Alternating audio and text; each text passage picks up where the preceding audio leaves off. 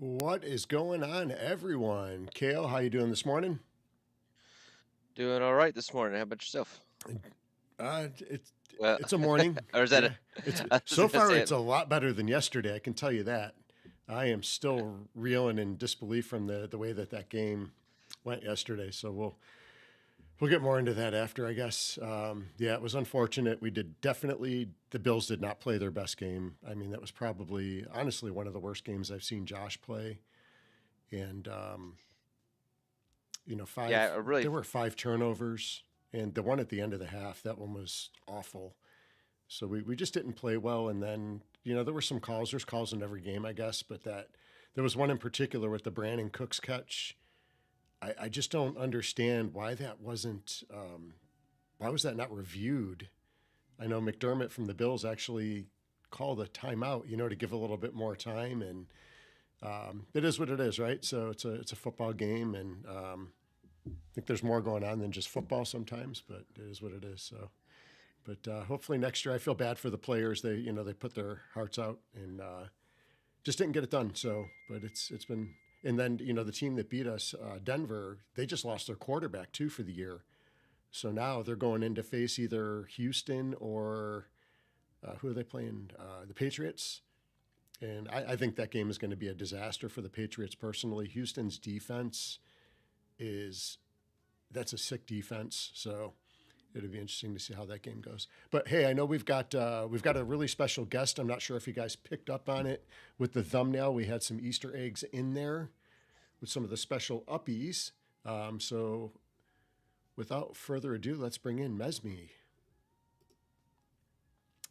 Good morning, Mesme. Afternoon here, but I know it's morning on your side of the world. How are you? Yeah, good morning. It's good to see you. So, what's cooking over in Sunrise? I know you're over in the Sunrise area. Yes, Sunrise Node in Vegas. So that's the top right-hand side of Vegas there. We've been going for about almost 3 years, I think, and plugging along. Luckily for me, which was coincidence, when City Pigeon joined Upland, he bought his first property ever, and it happened to be during the release of Vegas, and he bought a property in Sunrise. So I didn't know him at the time. I didn't know he existed at the time, but I also have the help of the bazillions of Spark that City Pigeon has helping out in my node. That's fantastic. And where are you located personally? Not in Upland. Like, In the where do real you, world, yeah. I'm in Sorry. Washington State. Okay. So Sorry. That was. I lived in the Olympia area, which is the capital, for several years, and then I lived in a tiny house. So I lived in 320 square feet, compost toilet, the whole thing, on a farm. And I just bought a house, a real house with a flushing toilet, January of last year. So I'm now on the beach. So I own a house that's about half a mile from the ocean. And so now I can flush my own toilet, and I can take my dogs and we run on the beach.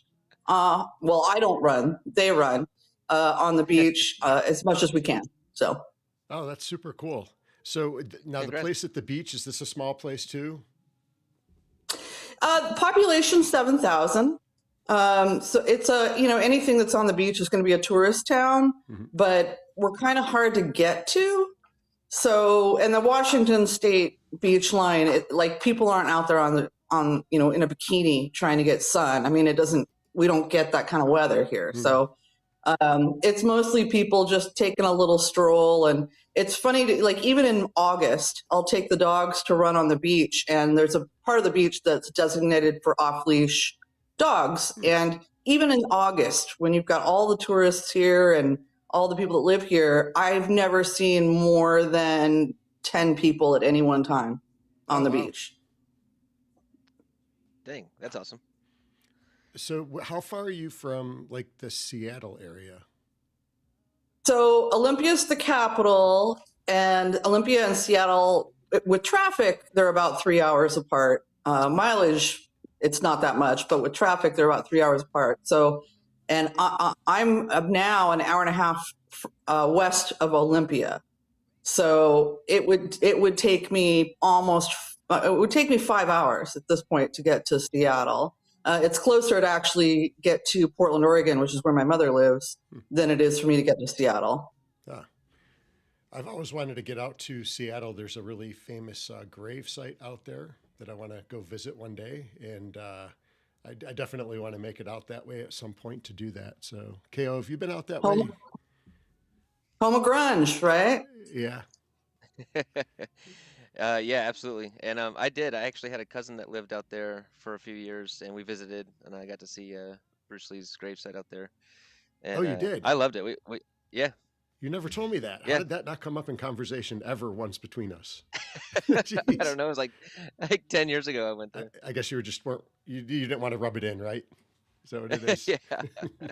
Yeah, I got a picture there and everything, and it was weird. You're kind of driving through a neighborhood, and then you come up on the cemetery, and there was probably 20 people in line just really walking up to there was a lot of people there. It was quite I didn't expect that. There was a lot of people, and it was interesting. So but I love Seattle.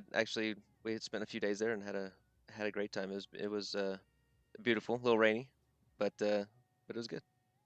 What's the I lived nicest time of the year 20 years there? on the East Coast. So I've lived in Maine, New Hampshire, Virginia, Connecticut, North Carolina.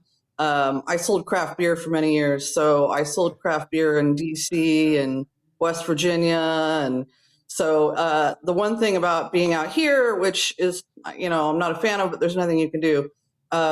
Even when it's not raining here, it's usually gray. I mean, when you're on the East Coast, you really get to understand that blue sky is not just in cartoons. Like there's real blue sky on the East Coast, and out here it's a rare day that we get blue sky.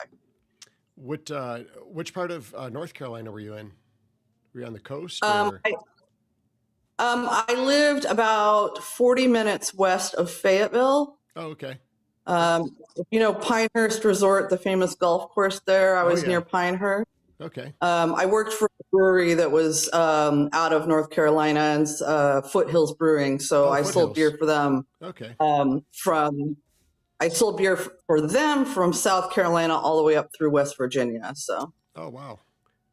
Yeah, that's a well-known company, Foothills. I used to live not too far from Pinehurst, out in the Winston-Salem area. Yeah.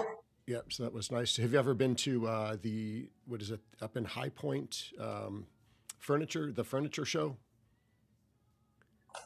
Yeah, that's one thing, that's a history lesson that I didn't learn, is that most furniture that is made in the United States of America is made in North Carolina.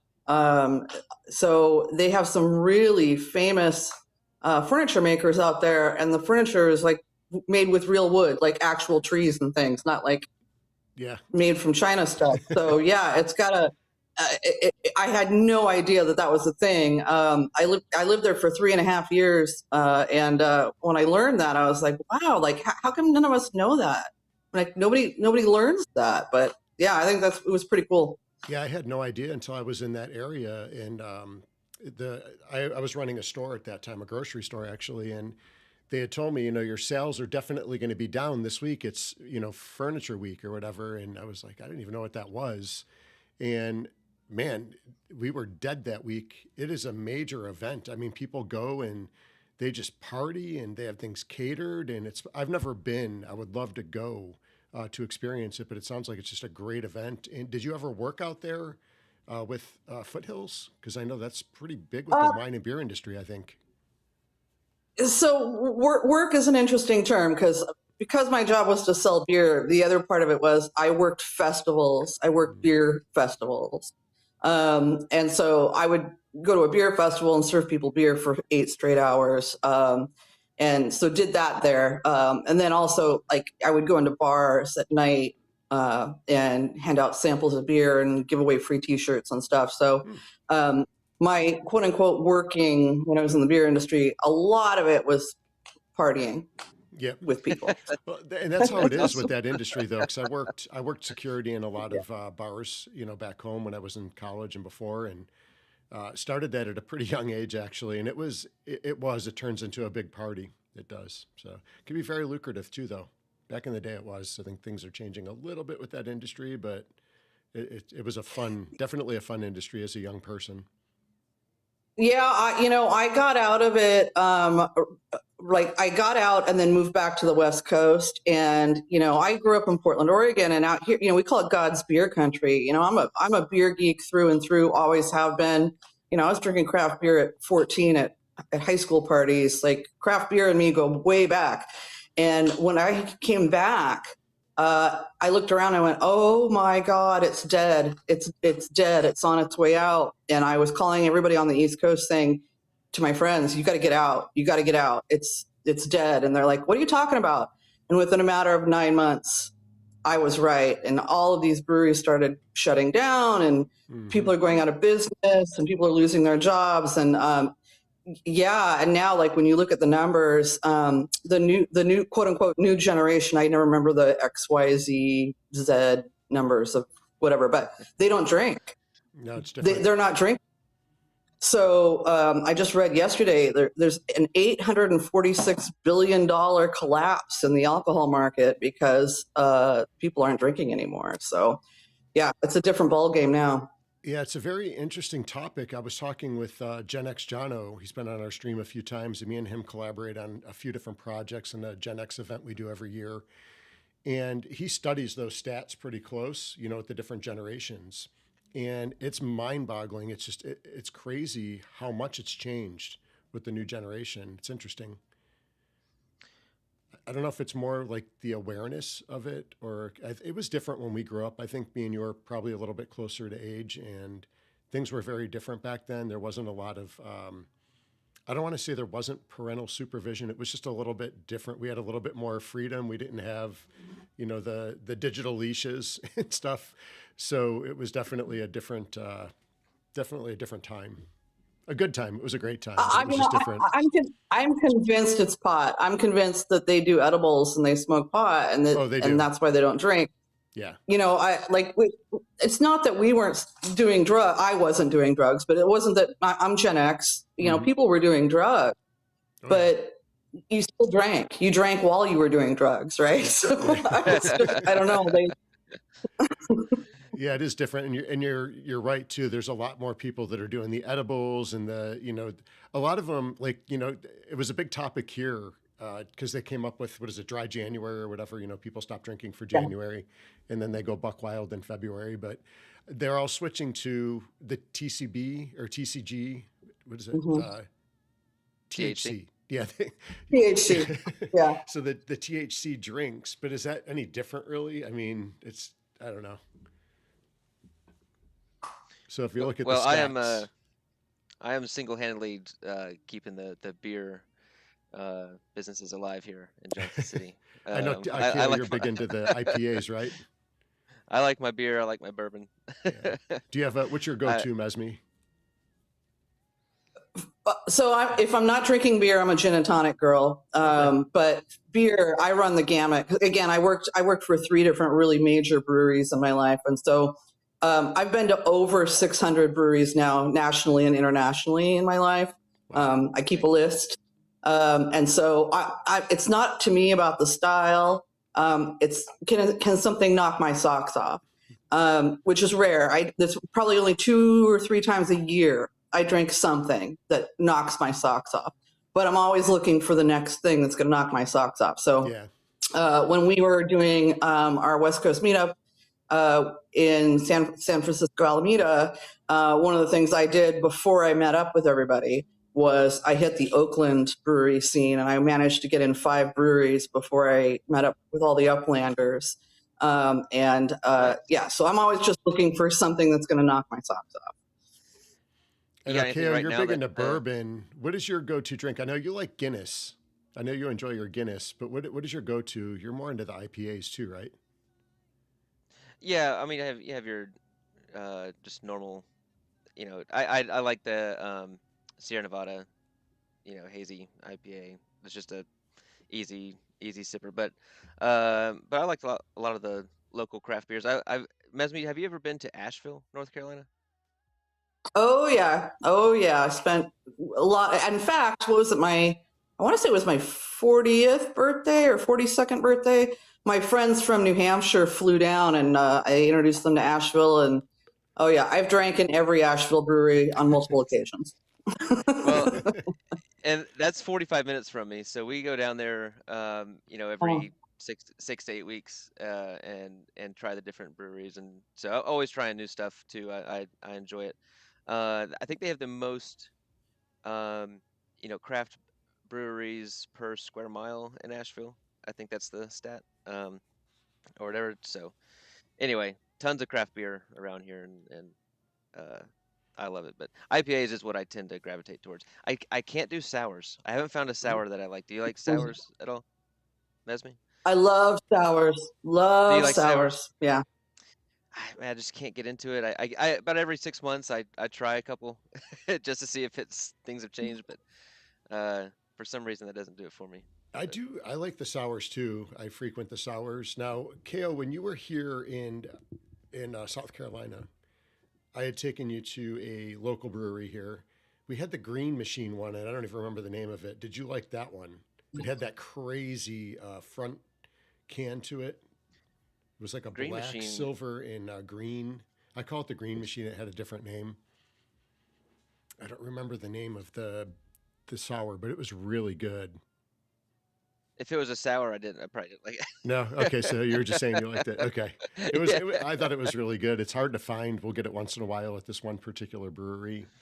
We have another one here called Good Morning Vietnam. That was actually a really good beer too at one of our local breweries here. That is probably one of my favorite. It's kind of like it's got like a coffee type taste to it, but it was a really good beer. That one kind of knocked my socks off when I tried it. I didn't think I would like it because of the coffee beer blend, but it was really good. So you got any hot ones right now, Mesme, that you could recommend? No, unfortunately. Yeah, it's, I'm watching all the breweries dissolve. It's breweries that I grew up with in Portland, Oregon.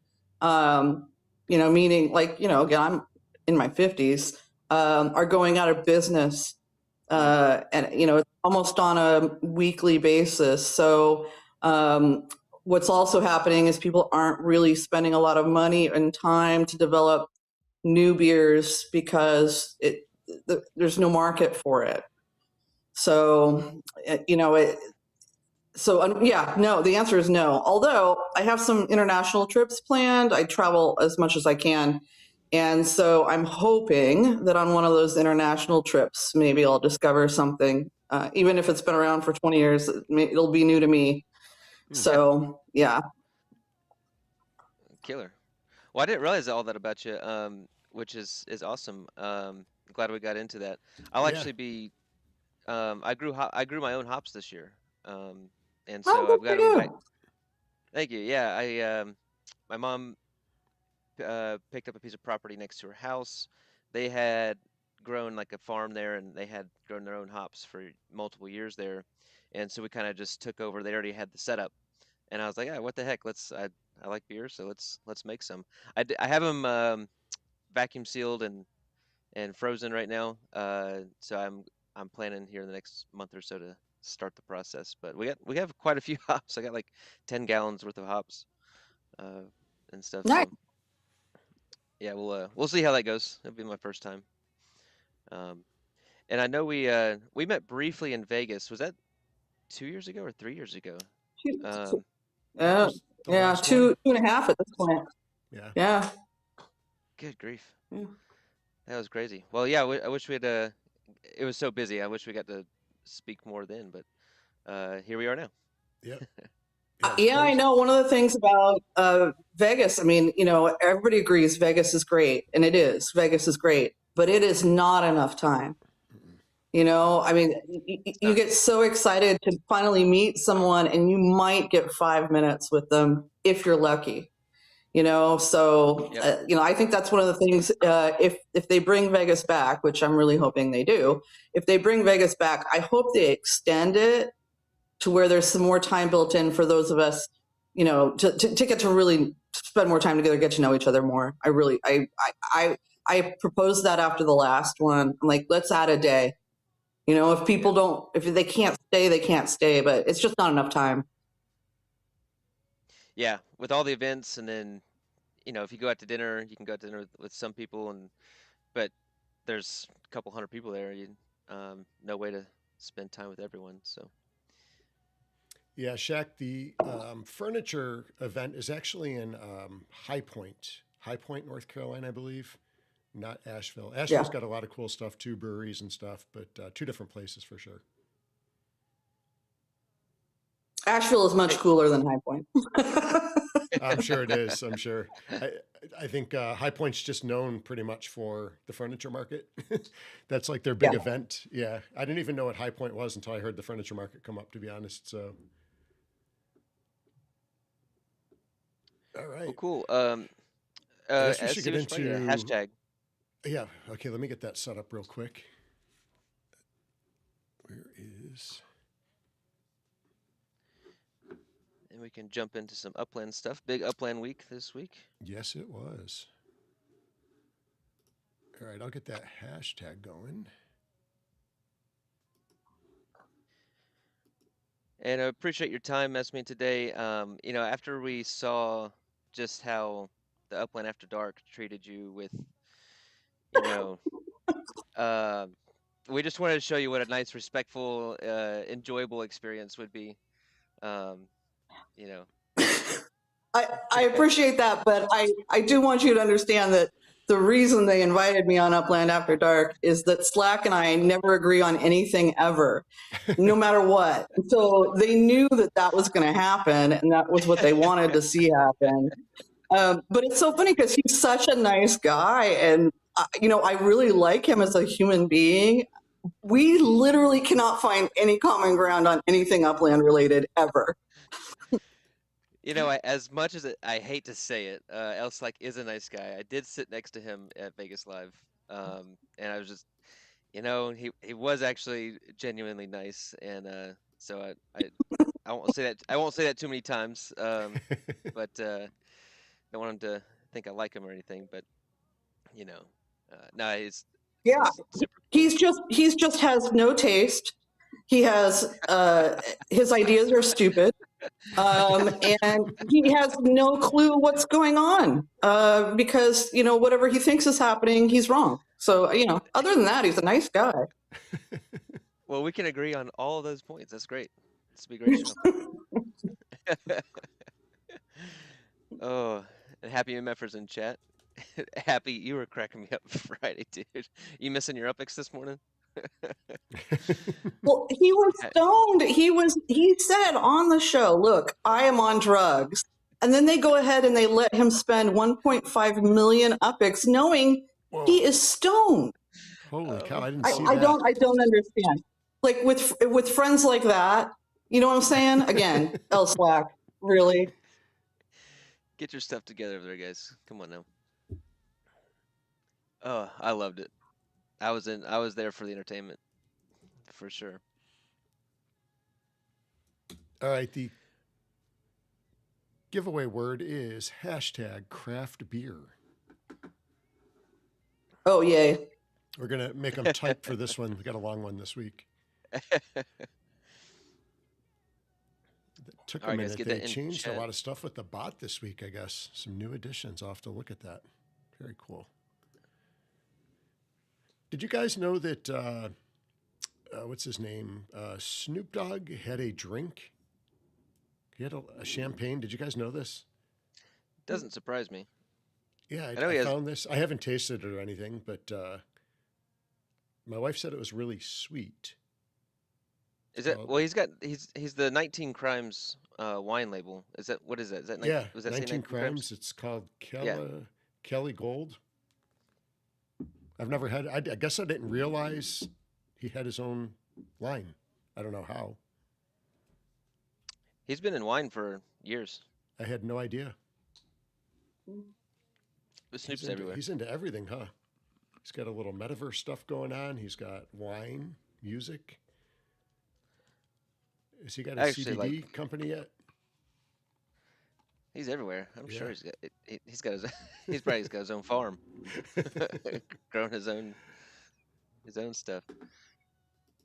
Well, I got my screen pulled up there. Let's see if you want to pull it up. Yeah, we can swing over there. Let's see here. Nope, that's not it. Well, there's our names. Oh, we need to mess me. Yeah, I'm getting her. Hold on. I don't know why it keeps disappearing. It's so weird.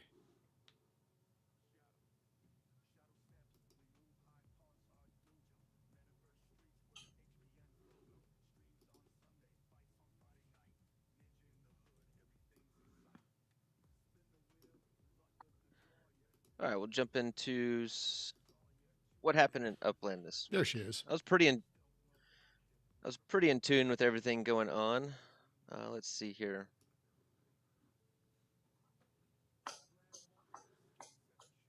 Let's see. We'll get into Uppies in just a minute. Let's hit the other stuff first. The service structures this week. Mesme, you into the service structures? You picking them up? What are you doing with those?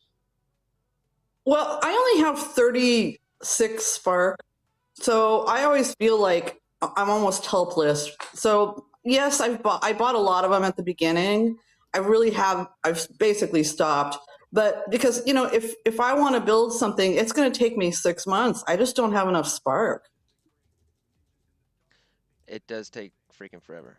Oh, it does. So I'm kind of in the same boat. I bought a lot of them in the beginning. Now it has to really appeal to me for me to want to buy it. I've slowed way down. I'm ready for the construction hub to come in the future, so I'm going to rely on that for sure. Whenever that does come into existence. But I actually did pick up what they call it, the urgent care center, which it is a big urgent care center. That's massive. But I actually did pick that one up this week, so I think I have a spot for that in Hyde Park. I can put up there. So, SC, did you pick up any? I did. I picked up the taxi depot. I picked up the urgent care, which is so big it may as well be a hospital. We don't have any urgent cares that size here in our area, I know. And then I picked up. And how many health-related buildings do these Uppies need? It seems like they are going to spend all their time at a doctor's office.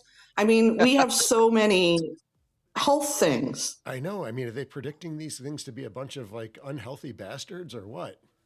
I don't understand. Or are they worried about like all the injuries they're going to get at the job? Like, working at the radio station and they trip and break their leg and, I don't know. Well, we need a lawyer's office quick for all the workman's comp. Yeah, right. I'm sure that's good point. Right? I can't believe we don't have an insurance office yet. Or insurance, yeah. Yeah, that's funny. Yep. So those are your service structures. I guess I foresee these still because I can still think of a lot of things that are not out yet, mainly because of Mint to Be's Discord channel. We're guessing the 3, and there's some really good. The one that I think is going to come that I wish I would have thought of was the tattoo parlor. I think that is going to come. I think that would be. I would probably buy that one if I saw. That'd be a popular one. Saw that one pop up. So that's a good point you bring up. So you put a tattoo parlor in. I'm not into tattoos, but for use case, you could do, have a tattoo shop and have it where people could go into the tattoo shop and buy skins for their avatar to put a tattoo on. So if I wanted to get a tattoo of something on my arm in the game, which I would possibly do that. I wouldn't ever do it in real life, but that could be a really cool thing, no different than I know we've talked about this before. And I think CP, City Pigeon mentioned this again last night is with the cars, the skins. That could be a huge thing for Upland. Yeah, I think that's a brilliant idea. Unfortunately, I think it relies on some other companies' ability, though, right? Because weren't we using Ready Player Me for avatars, and now that's gone. So Upland would have to create some sort of, or partner with another company to make that happen. Oh, that's a good point too. Yeah, I forgot about that. I was, usually we talk about like the cafes when we talk about Nowhere, but I forgot about the avatars being part of that too. That's a great point. Yeah, in fact, I haven't tried this, but apparently if you try to change your image or whatever in Upland of your avatar, the company's gone. They've gone. I can't remember if they sold or went bankrupt or whatever happened, but that's not a thing anymore. You can't go in and change your avatar. Interesting. So with that whole realm, actually, now I'm thinking, because I saw something on TV, I think it was last weekend during one of the football games. So they have the halftime show for the Super Bowl coming up, and they've got the Bunny guy is going to be on. I think it's Bad Bunny. And I saw something or read something that is going to be a spatial event. I thought that was kind of interesting. That'll bring a little bit of awareness to that entity. Well, that's good. I mean, Elijah's been building in spatial. Right, that's true. If it doesn't crash, I mean, that's a. Well, that's the first thing that came to my mind with that large of a spectrum. Is it going to crash it out real quick? I guess we'll find out. Taxis came out this week. Anybody pick up a taxi? I would have if they had done something to make them look like taxis. If they had done the whole, blocky white and black, the old school imagery on them, if they had done something, England type. But to me, I think these are really ugly. Again, perfect example of why L Slack is just always wrong. They just look like our other cars. There's nothing taxi about them other than they have the word taxi on them. I think this was a real missed opportunity by Upland. So no, I did not buy any of them. So this is SC. This is the skins. They just put a skin over top the cars. It's the pretty same much. Cars, yeah. Just with the taxi skin over top of it. I helped a friend get one. But I was not interested personally in getting one. Plus we don't know. Well, we really don't know what the boost is going to be yet. If it's going to be worth it or not. So I'm a little hesitant to go. But they flew off the shelf. So they did. They're out there. People are excited about them. Some people are. So yeah. Happy bought 2 for 1.5 million Uppies. Oh, I wonder if Happy is happy now. Let's see. When he wakes up in the morning and he's no longer stoned and he realizes he just wiped his entire account out on really ugly cars. Yeah. Oh man, I was so far out of line for that. I think I was like 3 days away. I was so far down in the queue. Happy's in chat. He goes, "Yeah, they suck."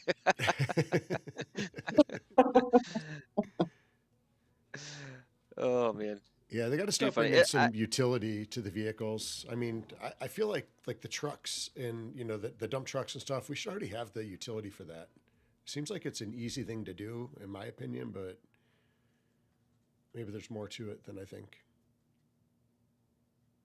Well, I mean, I bought a van for my node when they first came out. And, I bought a yellow van on purpose thinking, oh, when they start doing things with vehicles, I'll be able to haul my friends around. I'll be able to haul my map assets around. So I can't remember what we paid for those vans. I mean, it was at least $100. Yeah. And, I don't want to race, but I can't race with it. Now, apparently I can't use it as a taxi. So what's my van doing, man? Yeah, exactly. I hope the boosts are good when they. So I think that they said the ambulance, like the police car, the ambulance, and the fire van or whatever. I think they said those boosts are going to be in the next season. So I think we'll learn a lot more about what kind of boosts are actually going to come. I hope it's a good boost for the people that bought. I hope it helps their neighborhood or their scores or whatever. So. I wonder why we won't have the boost for the cement mixers and all that stuff at the same time. It seems like it's the same mechanic. Well, that has to do with Sparklet. The other ones don't have anything to do with Sparklet. Because the trucks are going to be affecting your build rate. That's true. I guess that's true. So, as to why it's not coming out, I don't know. But I just got news that Boy Dern is going to give away a level 2 Uppie on stream today. Oh, nice. So you guys will want to Hey. make sure you get your. Yeah, he did well on the Uppies as well. I think he had a nice USD sale, so he felt generous enough to give away a level 2 Uppie. So make sure that you put your hashtag craft beer in the chat for your chance to win that, and some Uppies from us as well. And how about that level 9 Uppie that sold $1,400? Yeah, that's nuts. We'll That's talk crazy. get to some Uppie sales here in just a minute. We did have LA Evolve yesterday. Did anybody take part in the Los Angeles Evolution? I did not. Yesterday was a blur. No. Yeah, no. I figured that any property I was going to get was going to be something I decided not to buy over the past 2-3 years that LA was around. So, yeah, I did the 15,000 Upix one just because I got my name. I was able to get it, and I do know Hyde Park has 3 locked properties. I know El We Sereno. do? I know. Yeah, we have 3 locked properties. How did that happen? I thought we were completely sold out. They've been locked since the beginning. Oh, okay. I didn't they've never realize been that. able. Actually, I would have done this. El Sereno, Chatsworth, Granada, they all have locked properties in there. So I was like, I'll shoot, what the heck, I'll go for one. But I did not do the $20 bundle. These modular buildings, I know a lot of people like them. I'm just gonna wait for the construction hub, but they just all look so similar to me. I wasn't too thrilled with that. And I have a lot of LA properties that I want, so I didn't really go big on this. What are your thoughts on the evolutions in general as they've been happening? I'm not a big fan of them. I don't like them personally. Yeah, I go back to with this whole reselling locked properties thing. I don't think it's helping the market. It's not helping the player. It's not helping the players. I mean, I'm sure Upland, it's helping Upland get cash into the game, but every time they do that, it's just a flood of more properties that those of us who want to sell. I'm a flipper. It makes it just harder to flip because now there's more properties on the market. So, I don't know why we needed to do that in LA. I don't know why we needed to do that anywhere right now, but it is what it is. I actually do like these buildings, though. My only complaint really is the signs. I don't know if we could do something more fun with the signs, but I do like the style of the buildings with the businesses on the first floor and then apartments on the top. I like that a lot. And I'll definitely build these when the construction hub. So I kind of saw it from the beginning. I was like, okay, a lot of these evolutions are going to have. I'm going to spend 20 USD every time I want to accumulate one of these modular properties. And I was like, I'll just wait for the construction hub instead of spending 20, because I am spending USD in the game. I'm just got to be, I guess, more careful where I spend it. My wife looks at she sees the credit card bill and another Upland purchase. So got to be careful on that one. Yeah, see, like Laser Flip got an Encino prop. That would have been pretty solid. Really? So people did. Yeah. So those locked properties were part of this. Like we know for sure now. Yeah, like the ones that they locked up, like I think over a year ago. Interesting. Yeah, Well, okay, so that makes it worth it for folks then that have been dying to see their nodes filled out. It was only like what 1,800 props, and I think there's like 100,000 locked up. So we have a long way to go. Oh yeah. I'm not sure on that. I'm not sure on that number, but I could probably find out. Actually, yeah, I got Upix Land right here. How many are unminted? Would that be right? Mm-hmm. See if I can pull that up. Yeah, I would have rather just see them never locked originally. So I this way voted when no you against the got new- lockup.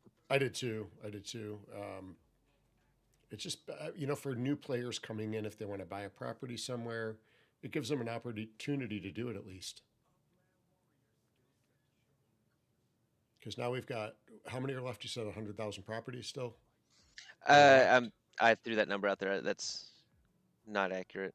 And they're all selling struggling. for cash basically now. That's a money grab in my opinion, just my opinion, but. They are including the structure with it. Mm-hmm. The other sale is Upix only. So yeah, I do feel weird about it though. Not a huge. Could just do them for Upix, because when you mint properties, you're spending Upix. You're never purchasing them with cash. There's never USD involved in minting.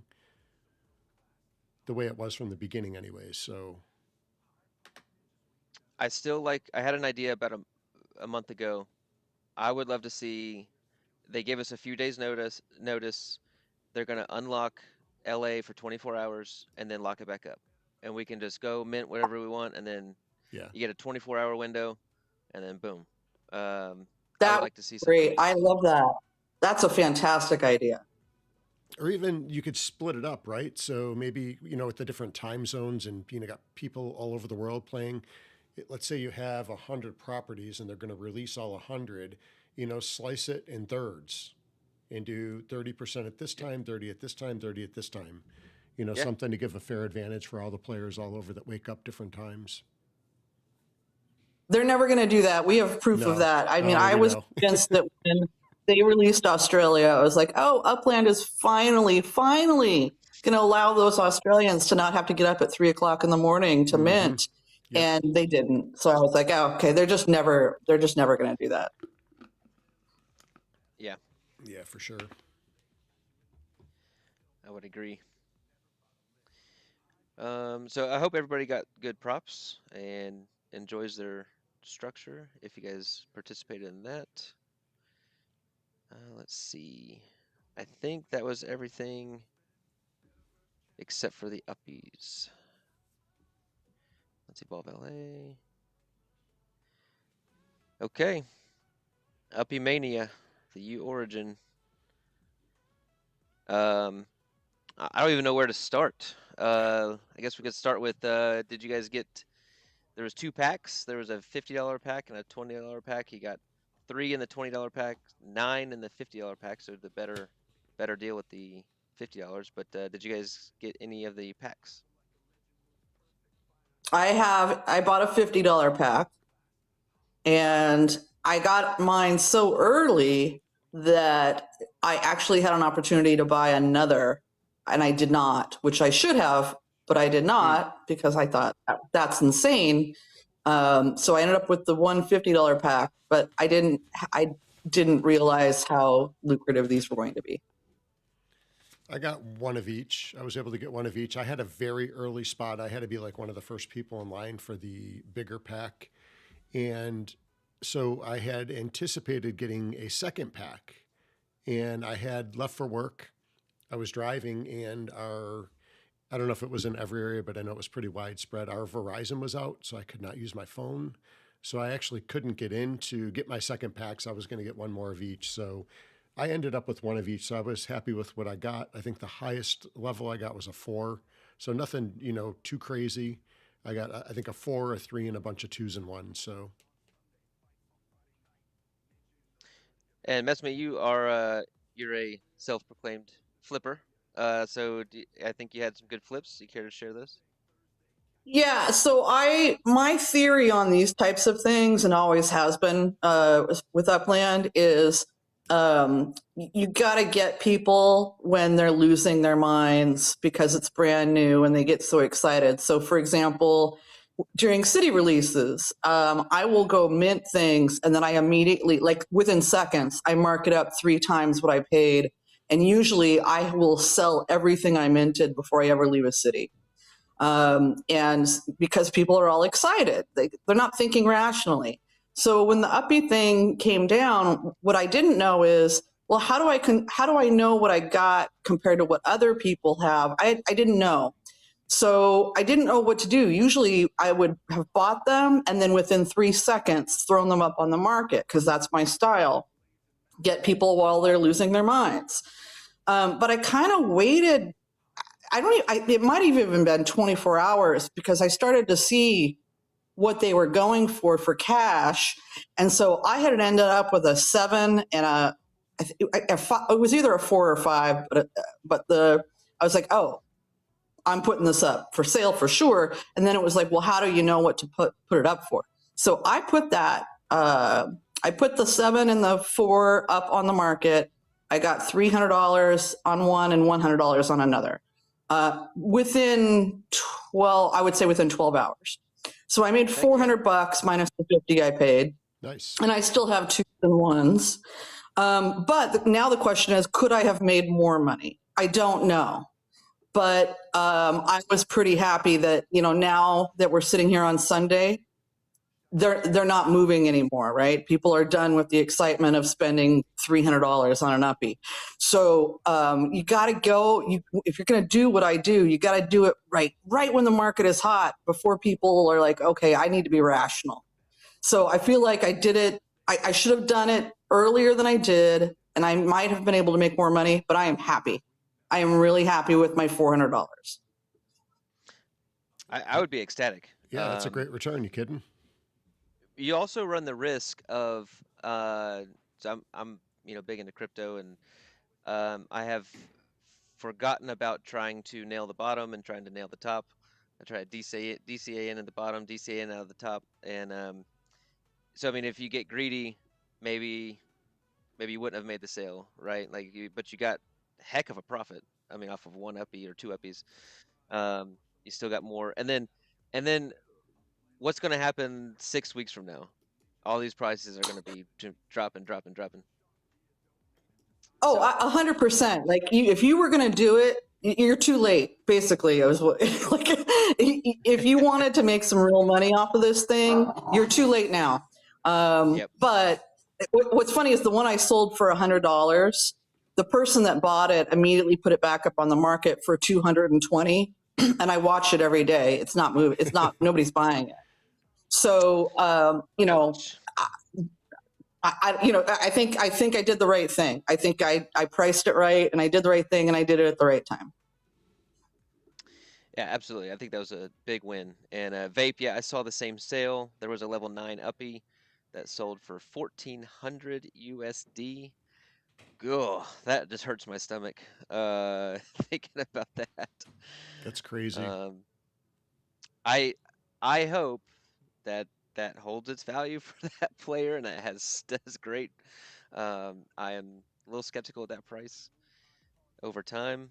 I saw a $900 sale for a level 8, and then multiple $300, $400, $500 sales for like that 5 to 7 range. So lots of USD been slung around here the last few days. Yeah, that's crazy.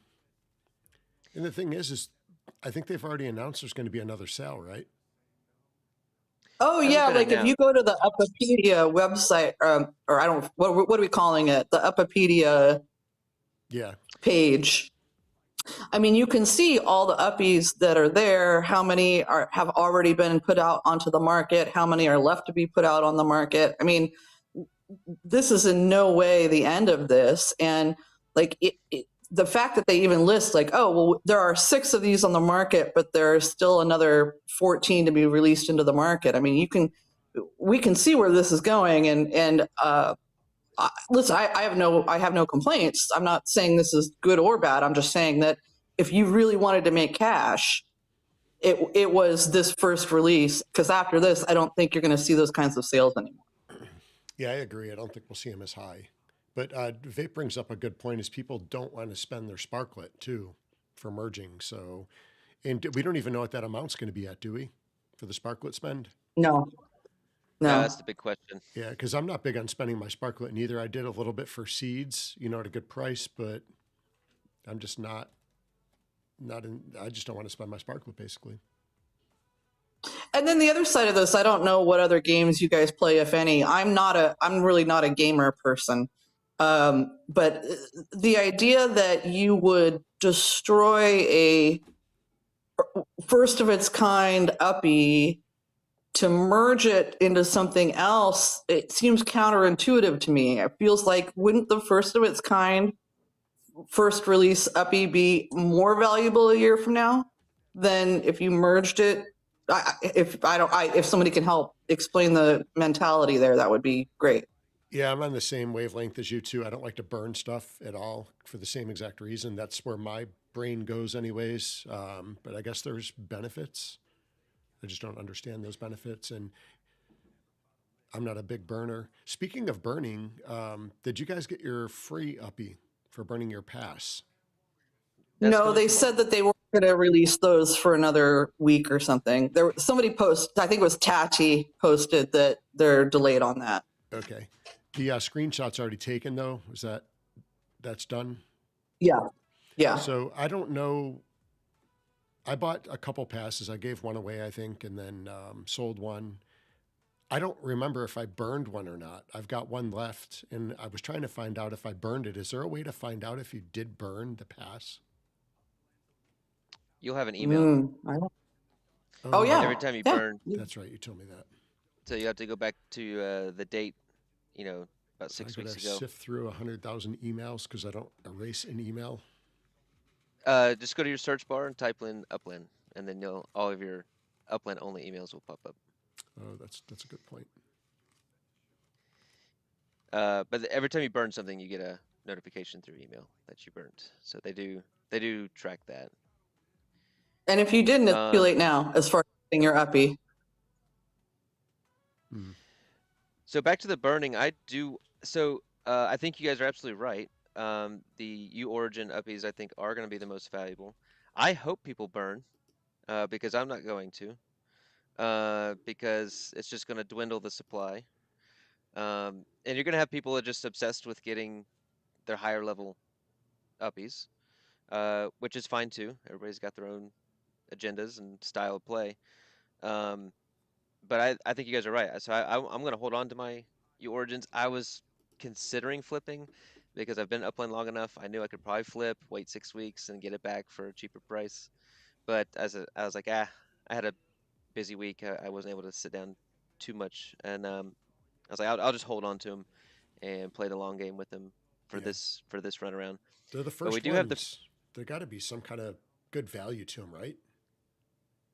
I think that the value to them is that they're the first ones. I don't think they're going to be any more special than. I don't think they're going to have any more utility or anything than the other uppies. But yeah, the value of them is that they are the first ones. But again, you can look at this page on Uppiemania and see, even when you got the first ones, the same ones are going to come. Again, they're coming. The same ones are coming out. So whether you got it during the first sale or you got it during the 17th sale, it's the same uppies, right? So, I did end up with a mint number 1 out of 20 on one of my uppies that I did not. Oh yeah, I have put it up. It hasn't sold, but I did put it up for sale. But again, there's 19 other ones of them, right? The only reason that one is special is it's 1 of 20. If somebody buys it and then other people end up burning those other 19, then I have a very special, that's a very special uppie, right? But absolutely, there's 20 of these things, right? So it'll be interesting, but I think that as far as making any money off of them or having them be valuable, I think it'll be at least a year to 2 years before we really find out what that's going to look like. I agree. And on this U Origin series, we still do have the drop. In chat, they did say it was going to be tomorrow on Monday. for the burning the pass. So we'll see some more uppies given out then. Then they're doing another drop for the X posts. So I've been getting some X posts out there. They said they're giving out packs for that, so I don't know if they meant like one uppie or if they actually meant like a pack of 3 or something like that. So there will be more uppies given away there, and then there will be more uppies given away for the Ledger event. So there's still quite a few more of these to hit the market over the next week or 2 weeks. So we'll see how that goes. So I just checked my cosmetics. I have a Wonderland thing in my cosmetics, so I guess that means I burned it. Yes. Is it a Wonderland? Is it a Wonderland 2025? Yeah, 25. Yep. Okay. All right. Because I was unsure and I didn't know how to check. I don't ever change my cosmetics, so I kind of forgot they're there. I change my BE every once in a while. Mix it up. They had like cool ones with like ninja swords or something that were like more appealing.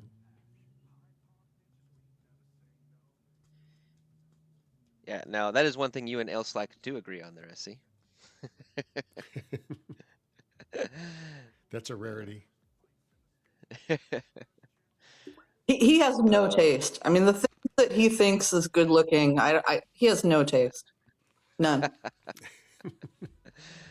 Agreed. Have you guys been sharing on X for the drop? Have you guys shared any of these? I've done one share so far. I need to do more. I just have lack of time. I'm pretty well known in Upland as being the anti-Discord, but I'm also anti-Twitter. Like, I just try really hard not to engage in those platforms, so I'm not going to be doing it. And even for a free uppie or a whatever, it's not worth it to have to go on X and deal with the toxicity. Do we automatically get something for posting, or is it still just a chance? No, it's a chance. It's a chance, okay. What do you guys think of the overall aesthetics of these of the uppies? I'm looking at level 10s right now on screen. What do you guys think of them? They don't look bad. You know, when we were in San Francisco, Dirk said that the reason they were going to even be able to do this is because of AI. That they would never be able to do this in the game had AI not evolved the way that it did. And so, you know, given that it's all going to be AI generated, and when you merge your uppies, whatever, again, they're all going to be AI generated. Like, I don't have a problem with, I mean, some of them I think are really cute. Some of them are, you know, but for AI generated art, you know, I think they're fine. I think they're how much better can you get with AI generated art, I guess, is where my brain goes. I mean, like, how much better could they be? I don't know, but I think they're fine. Oh, snap. Oh, I need this guy. Yeah, I like that guy. I haven't seen him yet. Look at him. Ember Vein. That is a good looking. Is it a goth uppie? He's actually got a black belt on. It's kind of hard to see, but it's like a like a, yeah. Oh, that one's kind of cool. I was looking at the hair. Got the mohawk and like the Mike Tyson tattoo. Yeah. On the eye. I thought it was Robert Smith from The Cure for a minute there, but I'm on my phone, so. Did you happen to see the three uppies that popped up on the thumbnail last night when I posted this video? There were 3 special one-of uppies that were on our thumbnail. Did anybody catch those? Sorry. Actually, I didn't even catch it. I see. Really? I hadn't. I figured I would have got a message from like Shaq or someone that's on top of all that stuff, and I didn't get any messages. So there were 3 special uppies. See if you could find them. I was babysitting my 4-year-old and 2-year-old niece last night till 11 p.m. Wow. And then when Your sister was very trusting. I know. So when I finally dropped him off, I came home and just crashed. I was exhausted. They killed me. Okay, Pigeon saw him.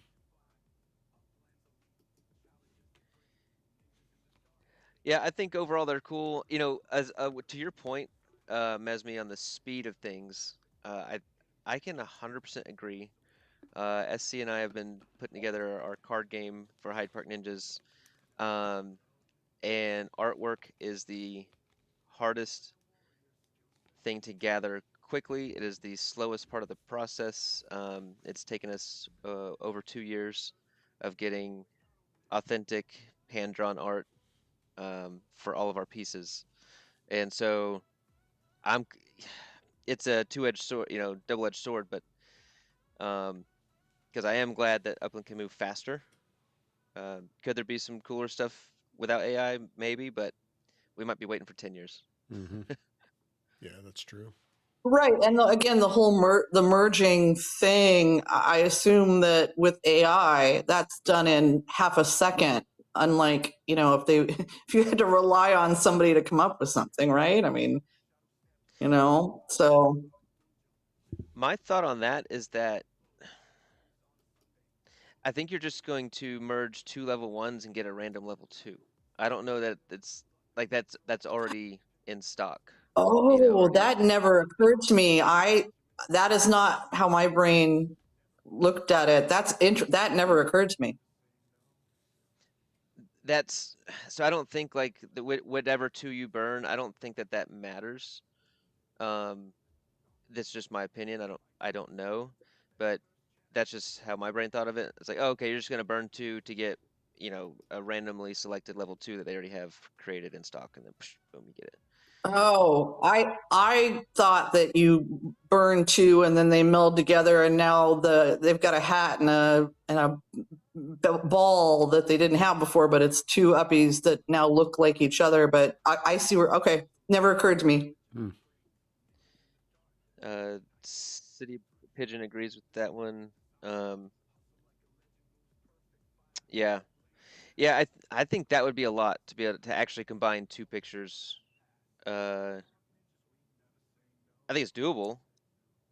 So Especially with AI now. that means to me, like, why that's even more of a reason not to burn my uppies, because if I'm just going to get something that's already out there on the market, not something unique, why would I? Yeah. Why would I burn my uppie? All right, we have in chat. We have Shaq and Vape that agree with Mesme. We have City Pigeon that agrees with me. So we have conflicting thoughts on the matter. Chion, I don't know which point you agree with, but so it'll be interesting to see how that plays out. I would hopefully people think of both and, you know, understand what's going to happen when you burn these things before they do it. Yeah, because I feel like if you're just going to get one that already exists, that really takes away from I don't know, from the excitement, from the possibilities, from, like, I don't know, like, if you're merging two together and you have no idea what it's going to look like when it comes out, that's exciting, right? But if you're just like, oh, they're going to now give me an uppie that's already out there on the market that I can already see a picture of on the site, that's not exciting to me. No, I thought it was going to be where they would merge together and combine them. That's where I thought. I guess totally we'll agree. find out, right? Yeah, and I totally agree that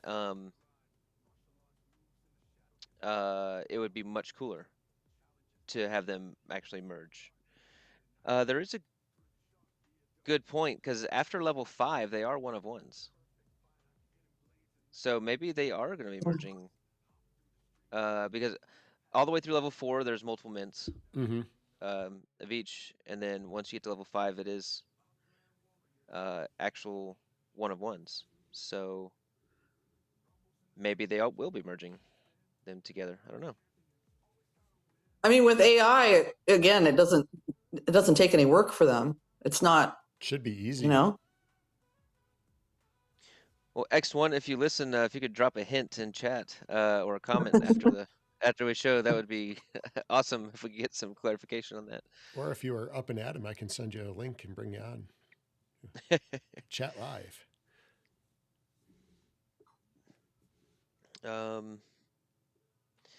Yeah, I think these are cool. I think people are going to be drawn to different styles of uppies, and like Mass Chef might want this Chef Brimstone over here. I don't know what he's cooking up though. Square broccoli and square carrots. Those are edibles. So I have a question though. This has been bugging me since the minute they announced these things. Is that a baby llama? Can somebody please? Is it a llama? That's what I want to know. That's a good question. Because like the adult ones don't look anything like a llama. I mean, the babies don't either. But like, is it a llama? That's a great question. I guess it's up for interpretation, huh? And if it isn't a llama, why wouldn't it be a llama? Shouldn't it be a llama? But that doesn't look like a llama. You're right. It's not llama-esque. I was leaning more towards like bear. Like Bears is what I was thinking too when I first seen them. Or even like almost like a cat. Like this one almost has like a cat. It's like a cat bear. I mean, if you took the ears off completely, or you see, like when you see one that doesn't have, you can't see the ears, what the fuck is it, right? I mean, the ears, I'm like, oh, well, maybe it is a llama because of the ears, but if you take the ears away, I don't know what the hell these things are. And then again, like, go ahead. Some of them with the bigger ears too, they look like the Easter Bunny. And like when you're a baby, you don't really look like what you're going to become. So I can see like the baby ones. I'm like, well, they're not adults yet, so they don't look like llamas yet because they're babies. But then when you start looking at the adult ones, I'm like, I don't know what it is. It is a good question. They have definitely morphed into a hybrid of different animals. Because like this looks more like a raccoon. Definitely. Skunk over here. Skunk, yeah. I was thinking the skunk on the right there. Lion.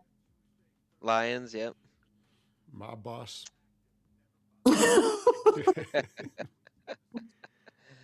This guy's cool. Kickflip Kira. I think we need clarification on what an uppie is. I really do. Unicorn. Right here. Yeah. Interesting. Now they're cool. I know some people are up in arms over uppies and stuff, but I actually am excited about uppies. I do like being able to put them into the server structures and improve your score, blah blah blah, all that stuff. What I'm really excited about is my wife doesn't understand Upland. She thinks I'm a lunatic. She looks at the uppies. She's like, "Oh, those are kind of cool. I want one."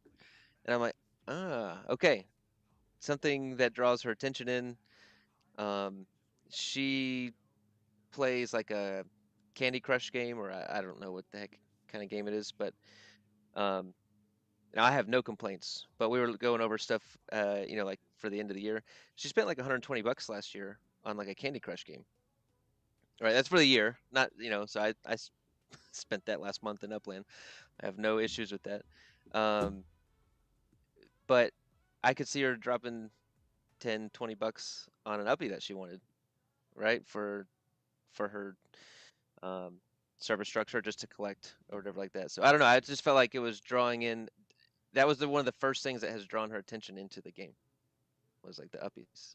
So I was like, okay, this could be really good for the game. I think it's going to draw in a different crowd. I think there's no doubt. How can it be bad for the game, I guess, is my question. Mm-hmm. Am I going to be like an uppie collector? Probably not. But again, I'm a flipper. But how can it be bad for the game? Like I got into Upland because I really like the whole flipping properties part, and that's still my gig.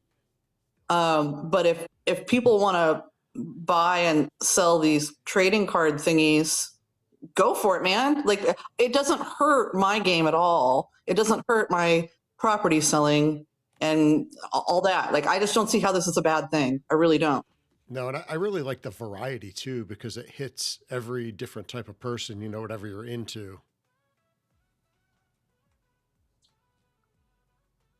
Yeah, they hit a lot of different areas. But think about what if you had a a coffee shop with a cool uppie in it, and I doubt you'll be able to sell it with uppies yet, but maybe in the future, you could sell a coffee shop on your property with a cool uppie in it. I mean, I think I think it could help. I don't know directly property sales off the bat, but maybe in the future. But it is another market within Upland to sell and flip. And I am looking forward to being able to find these things in Upland through whatever game they have planned. I think that's going to be a good way to grind in the game and actually find uppies. People start merging them. I think a lot of people are going to be into that.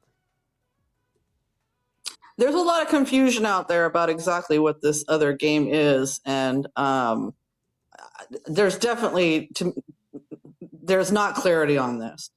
My hope is that it's like treasure hunting. I like to treasure hunt. It's the only kind of other part of Upland that I participate in. Like, I'm not a car racer. I don't care about the totems. I do like to treasure hunt. If we're treasure hunting uppies, I'm going to be a really happy camper. That'd be pretty cool. I would like that. I think you're gonna.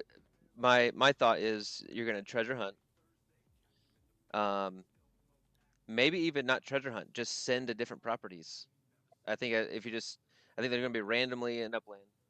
If you're sending your block explorer around, and then boom, you found an uppie, and then you're gonna have to win the little mini game. And then if you win the mini game, boom, you get the uppie. That's my thought. And if it was tied into treasure hunting, it'd be even better because that would get people hunting more. Except for if the one part of this whole mini game thing, though, is my understanding was that it's going to be a separate app. It is not actually physically inside of Upland, is my understanding. Ooh, I've not heard that yet. That was my question. Am I the only one that was my understanding was it was a separate app? That's what I thought too. It was going to be something kind of separate. It'd be interesting to see how, because I originally thought it would be in treasure hunting, which I thought would be really cool. But then when I had heard the mini game thing brought up, let's say you're doing a treasure hunt and you land on said property, as you're searching for the treasure, and a mini game pops up. That's going to take away from your time on your treasure hunt because you got to stop and do that mini game. Oh, that's a really good point. Yeah. Although I don't think that, I don't think the whole finding uppies and treasure hunting are supposed to be a combined activity. I think it would be an accident, right? You're treasure hunting, and then on accident you stumble across an uppie. Yeah. Mm-hmm. Unless maybe it showed up with your treasure box, and then you did the mini game. That's not at all how I thought that they talked about it, which again, the mini game, my understanding is it's a completely separate, we're gonna have to download an app on our phones that is specifically for this mini game. That's how I understood it. Mm-hmm. So it could be something like Stacks where it's separate. Yeah, not that you found an uppie, now play this mini game. The mini game is not even within the same, completely different program, completely different application, completely different game. Is that just what did you read that? Did you gather that from an interview, or is that just kind of how you thought of? That's an excellent. I was trying to remember why that's how because I know that we talked to Dirk in San Francisco. I know that I watched the Upland shows on YouTube. I don't know where I got that. Maybe I'm just making it up. I don't know. No, I think that may have been brought up on our stream we did with X1, maybe. I can't remember, but I heard the same thing. I just don't remember where. I'm assuming it had to be something with X1, right? Because I It wasn't feels in like San it. Fran, so I wouldn't have heard it there unless I heard it from one of you guys that was there, or maybe Shaq or someone. But like when we were talking to Dirk about things, we were definitely talking Uppies. I don't remember the whole mini game thing ever coming up. I don't know why it would have. Like, you know, I don't even think we knew about the mini game in San Francisco. I don't know. I don't remember.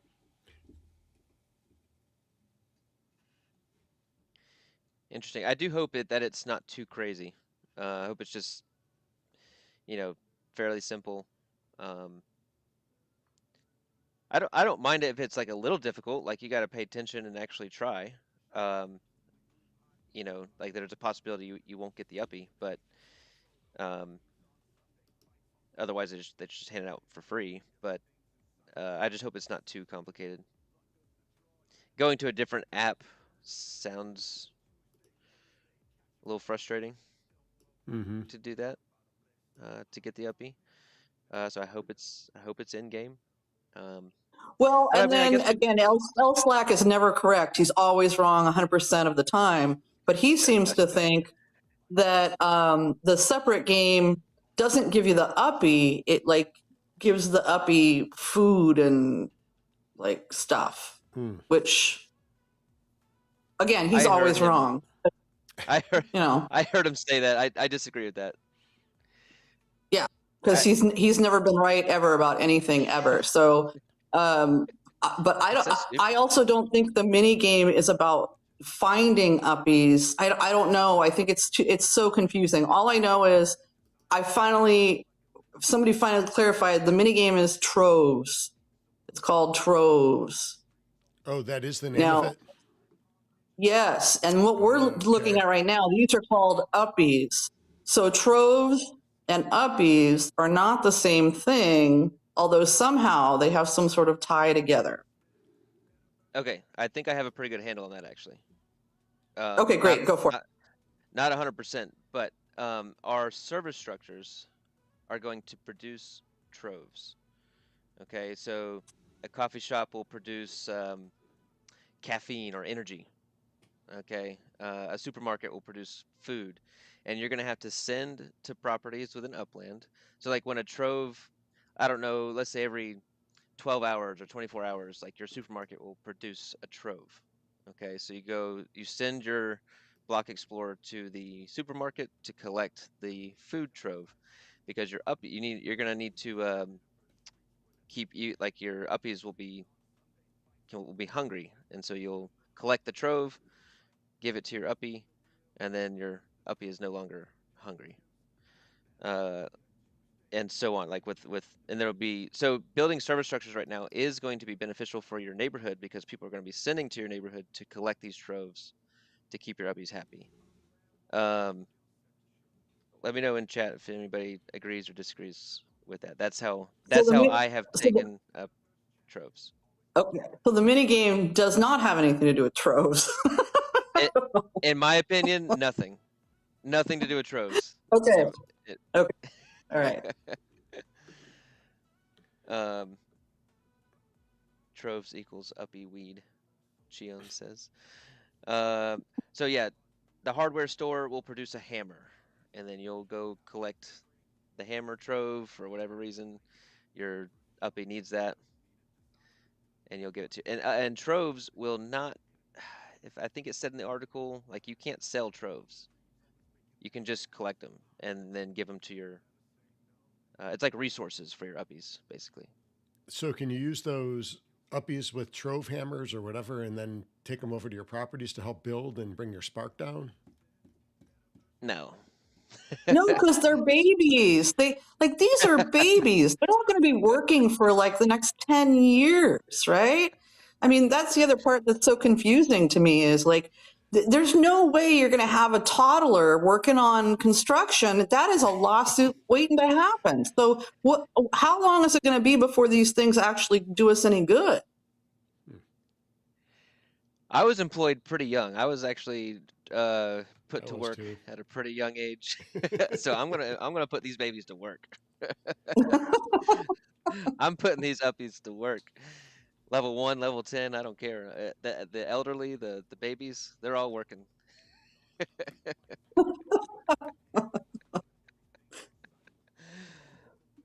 Oh, I don't And see then anything. So has anybody figured out like so? Like my score is such a fucking mystery. I don't know if I'm allowed to swear on your show. I should have asked. whatever you want. I have like 680 uppies, right? And an Dang. influence score of 84. So like I have apparently a ton of uppies and no influence, but now I have like trading card uppies. So how is my 680 uppies that is listed on Upland? What does that have to do with the uppies that I have trading cards for? Okay. So your residents and uppies are separate. Your uppies are your legits in your legit wallet that you're going to be able to have work in your service structures. That's going to increase. That's going to boost your influence score. Um, the residence is just an overall accumulative number um, of residents that you have in Upland. Um, so they're like the same but different in my head. I don't know if I'm making it better or worse. Um, Well, so do those 680 uppies that I have in Upland, do they have their own trading cards? No, right? that's more like just in my head, it's like data, right? So of all the structures that you built and everything you've got in Upland, you've attracted 600 and whatever residents to your structures. As that's just kind of like data. Um, So and they're then not these, uppies? So the uppies that we just got, like I've got 8 or Yeah. 12 uppies, whatever, they don't go into my uppie score. no. Oh, I mean, my score didn't move when I got 9 Mine didn't uppies. move either. I'm just looking at it. I'm actually down. So I got uppies and I somehow lost uppies. Yeah, but you didn't. Have you built anything within the last, you know, like your residents have to do with what you've built or what you own in Upland, with your living structures and your service structures. These uppies are kind of a totally separate deal. So are you telling me are the residents llamas? Like I really want to know about the llama thing. Like are my residents llamas? Are your residents llamas? I think in your head they can be whatever you want them to be. This is all very upsetting because if I can't figure out if an uppie is a llama or not, and let's just say the uppies are llamas, okay? Yeah. We'll pretend they're llamas. They just if my residents are human and not llamas, like my mind is like I can't handle this. This is just too much. It's too much. Just a bunch of llamas serving humans in Upland. Yes, which I'm not okay with. I wasn't okay with the toddlers working construction. I'm really not okay with the llamas serving humans if that's what we're doing, And then if it's actually that the humans are serving llamas, even that's a little weird. I don't know. This needs to get cleared up. It does, and you know what's even worse is trying to explain this game to someone that hasn't played before. They're not making it any easier. It gets a little difficult. It used to be so easy in the old days. You just buy blue squares, buy green squares, and sell them. That was easy to explain. This is a lot harder. Now we got llamas that can work in massage parlors and laundromats and. So for the first time, Essie, you've been a little under the weather this week, I think. Yeah. I have. I was so under the weather. I barely made it on Mass Chef show the other day for the final race, which congrats to KO. He was in the finals. Congrats to CP on an unbelievable win. I barely made that show, and I hardly remember being on it. I was feeling so bad. So I typically, every week for the Bills game, I do a pregame shot of Crown Royal XO with my booby shot glass. And I was so out of it yesterday, I took the booby shot glass out and it got filled with cough syrup. So we're watching the game, and that was, my wife says, it's because you drank, cough syrup out of the shot glass. So I'm the reason the Bills lost. Had nothing to do with the 5 fumbles, the referees. It was my fault. I'll call Josh Allen and let him know.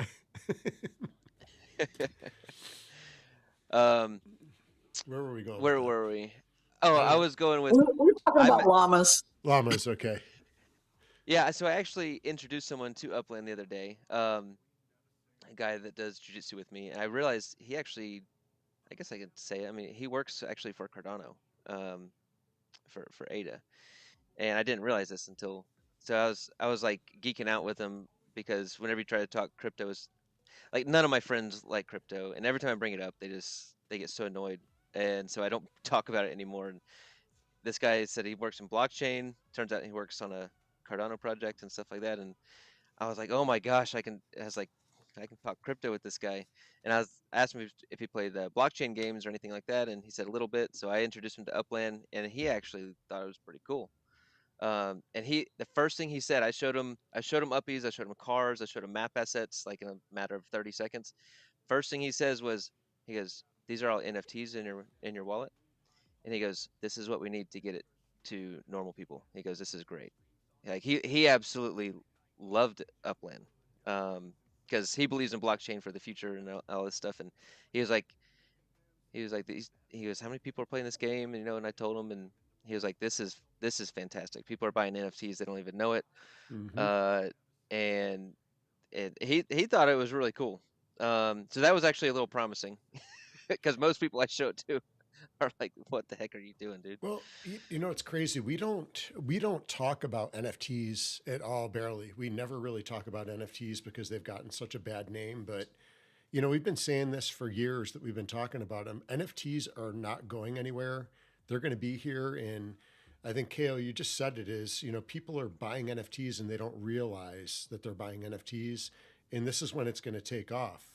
And, I listened to, I think it was Gary Vee. I caught a little part of his show when I was under the weather that I was listening to. He was on some AI podcast thing, and he was talking about NFTs, and, he's pretty on top of like the markets and where things are going.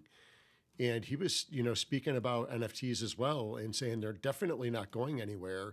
They just were abused so bad, like a lot of things, and they just got a bad name. But it's not the NFTs that are bad. It's the people that are doing irresponsible things with the NFTs, that it caused all the issues. So I love NFTs. I love the way NFTs work. I think I had this conversation with KO. I do this, we do this event in Buffalo, New York every year where we go, me and Gen X Jono, we do a Gen X and we revisit Buffalo and compare it to the times when we grew up to what it's like now. And we went to one of the, it was like a restaurant club type place that's been around for 100 years. I mean, they've had acts like Rolling Stones, all these big artists that have come through there, even before they were big, for years. And one of the owner died. So all of the employees got together, and it was like bartenders, bouncers, cooks, the people that do the lighting for the stage. They all got together and they all basically formed an NFT, and they are still running that business the same way it was with the old owner. And they all have the same jobs. So they're all owners of this business, but they work the exact same jobs that they've always worked. And, I'm sitting there listening to this, and the girl at the bar was explaining it to us, and she was about my age, maybe a little bit older. And I looked at Gen X John and I said, that's an NFT. 100%, that's what they did. And, but they don't realize it. So I thought that was pretty cool. Yeah, it just And the same thing with Spark. I mean, Spark is a crypto, yes, but there's a lot of people in this game that don't understand that, or don't see it that way, or don't use it that way, or don't view it that way, that Spark is actually a crypto coin, right? But the people that are into that crypto stuff, it's another way of saying like, oh, so we have NFTs and we have our own crypto coin, right? Mm-hmm. Mm-hmm. And, Coach Funk, I know he's got his whole project is based on NFTs. So at the end of the day, it's basically, is that NFT have any utility? So that's the big thing. If you have the utility built, that's what makes the NFT works. It's when there's no backing to anything, there's no value or no use case, in my opinion, that NFT is basically a pile of crap. So you got to have value and utility to make the NFT work. Well said. Well said. I know we're an hour and a half in. Mesme, how are you on time? I'm good. I have a puppy that is scratching at the door, so at some point I might have to step out just to let her outside. But other than that, I'm good. Okay, cool. No worries. Figured we'd shift a little bit and take a look at Mesme's node over here, Sunrise in Las Vegas, and take a little look at what they got going on over here. Kale, you weren't concerned with my time frame? Your Bills lost, so I know you don't have anything to do today. My whole off season is free now. I knew you had the whole day free. Yeah. Let's see. All right. So wow. Oh, nice. Really built out nicely. You guys got a lot of apartments.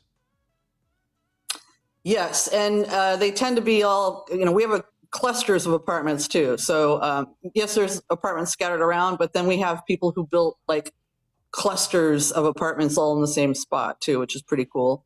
Yeah, I'm really proud of the amount of building that we have already accomplished. At this point, we got a lot of people that are tearing down builds to put up service structures because we really did build out this node as much as we could, and then now it's like, uh-oh. So, I mean, I've torn down several homes in order to build service structures. Yeah. Map asset chaos going on. We have really tiny properties and we have really, really, really big properties.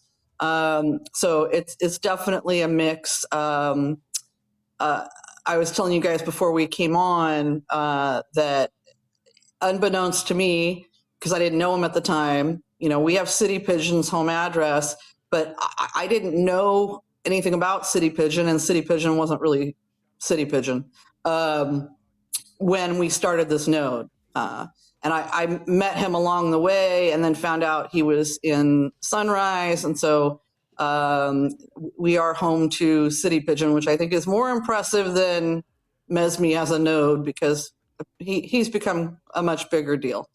But he has all the spark too. But we really, we started out with just a group of people doing spark trains, trying to help each other get somewhere.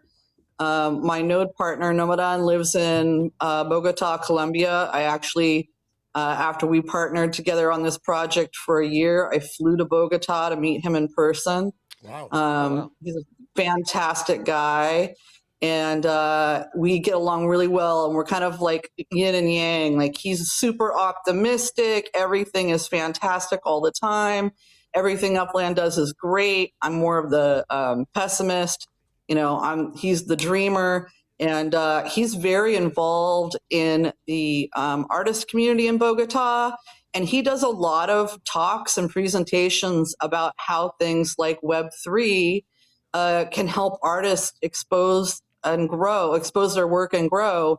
And so he talks Upland all the time in Bogota on stages to audiences saying, hey, look, if you're an artist, here's a way for you to get your artwork out there for the masses. And so I'm really proud of the work that he does. And, it's unfortunate that, he's doing all these things in Colombia behind the scenes. And I wish more people knew about it. I wish more people had exposure to the work that he's doing. But, that's his passion, is really helping artists.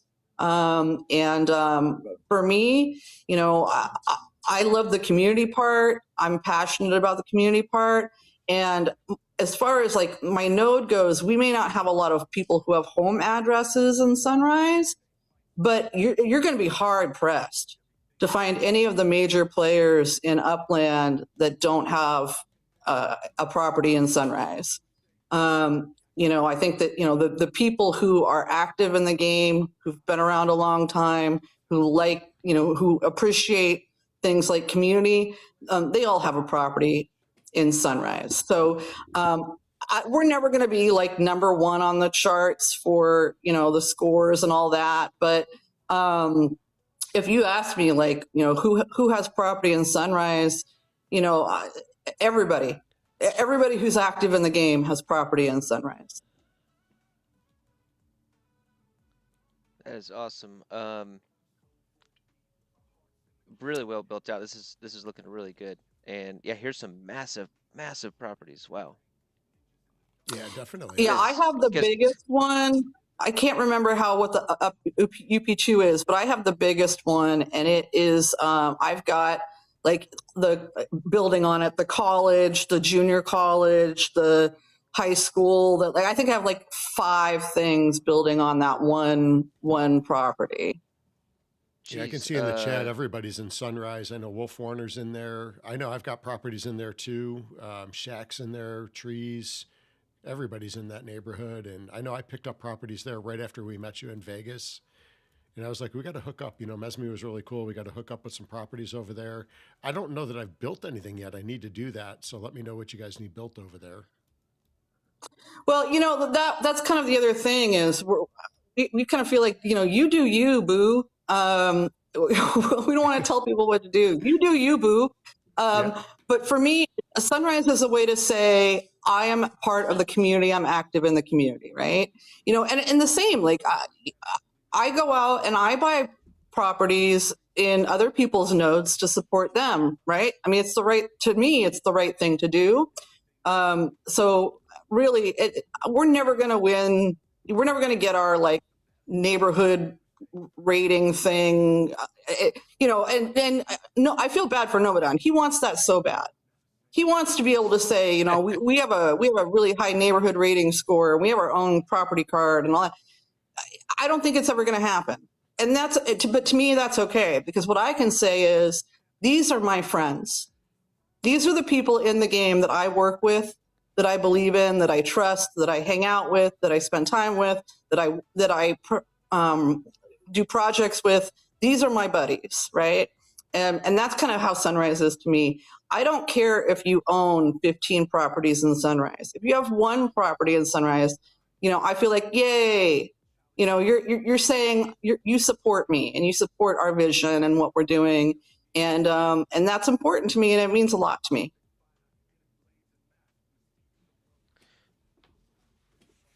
So I think that's really well said, Mesme, and you're making me feel bad because I didn't have a property in Sunrise. Well, we got to change that. We are. I found this guy right here. I am picking him up. Well, KO's buying properties. If you guys are in chat and you guys have cafes or had cafes, type a 2 in chat. I'd like to know who's got cafes. And then also, are you guys going to tear those down and rebuild something? Or are you going to save them for the future? I do personally believe in the spatial area and that whole realm. I think it is a little ways off. And also, I think the hard part is finding the utility for it. But what are your guys' thoughts on that? Put a 2 in chat if you have a cafe, and let me know. Are you guys going to be tearing it down or saving it for future use? And cafes is a hot button issue. I don't know if you want me to get into that, because I've got like I'm ready to punch the TV. Like I'm furious angry about this cafe thing, and I'll say my short stick on this. And if you want to talk about it more, fine. But like I cried when the cafes came out, and it was going to be like $400. And I'm on the phone with Nomadan, and he lives in Bogota, Colombia. He has a good job. He has a beautiful apartment. Like but Bogota, Colombia, beautiful apartment, middle class lifestyle is very different than ours, right? I cried. I'm like, I can't spend $400. I can't do it. I don't have $400. And I was so upset. And he doesn't have 400 American dollars to buy a cafe. And we were heartbroken. And then Pigeon came in and he's like, I got you the cafe. We've got it. I'm pretty sure it was Pigeon. This is so long ago, but I'm pretty sure it was Pigeon. But someone, if it wasn't Pigeon, it was somebody else that was like, we know what this means to you, Mesme. We know what it means to you to have a cafe in Sunrise. And they spent the money so that we could have a cafe in Sunrise. This was a big deal. Yeah. And then behind the scenes, Nomadon and I partnered with people who actually develop and design spaces. We were looking at contracts. How, I was going to pay this guy $1,500, making monthly payments of $100 a month over the project. How much deposit do I have to give him? And then we were like, all of this stuff was going on behind the scenes. People didn't realize how much time and money were being put into this whole cafe thing. Oh yeah. Like, it was huge. We put in hours and hours and hours and again, trying to find contractors to work with us and all of this stuff, and then poof, gone. Yeah, it was I know me and KO have talked in depth with different, groups, and Nowhere included, and it's an expensive endeavor. It really is. It's a lot of time, a lot of effort. And, like I said, I do think it is going to be something in the future. I think we're a little ways off from it. So if you are, interested in that realm, I say keep your ideas, keep working on them. But I do think it's a little ways off. So we saw it with like some of the stuff within the Upland Cafe. They had something come out, and I think we talked about this a few weeks ago, or I talked about it on one of the streams I was on.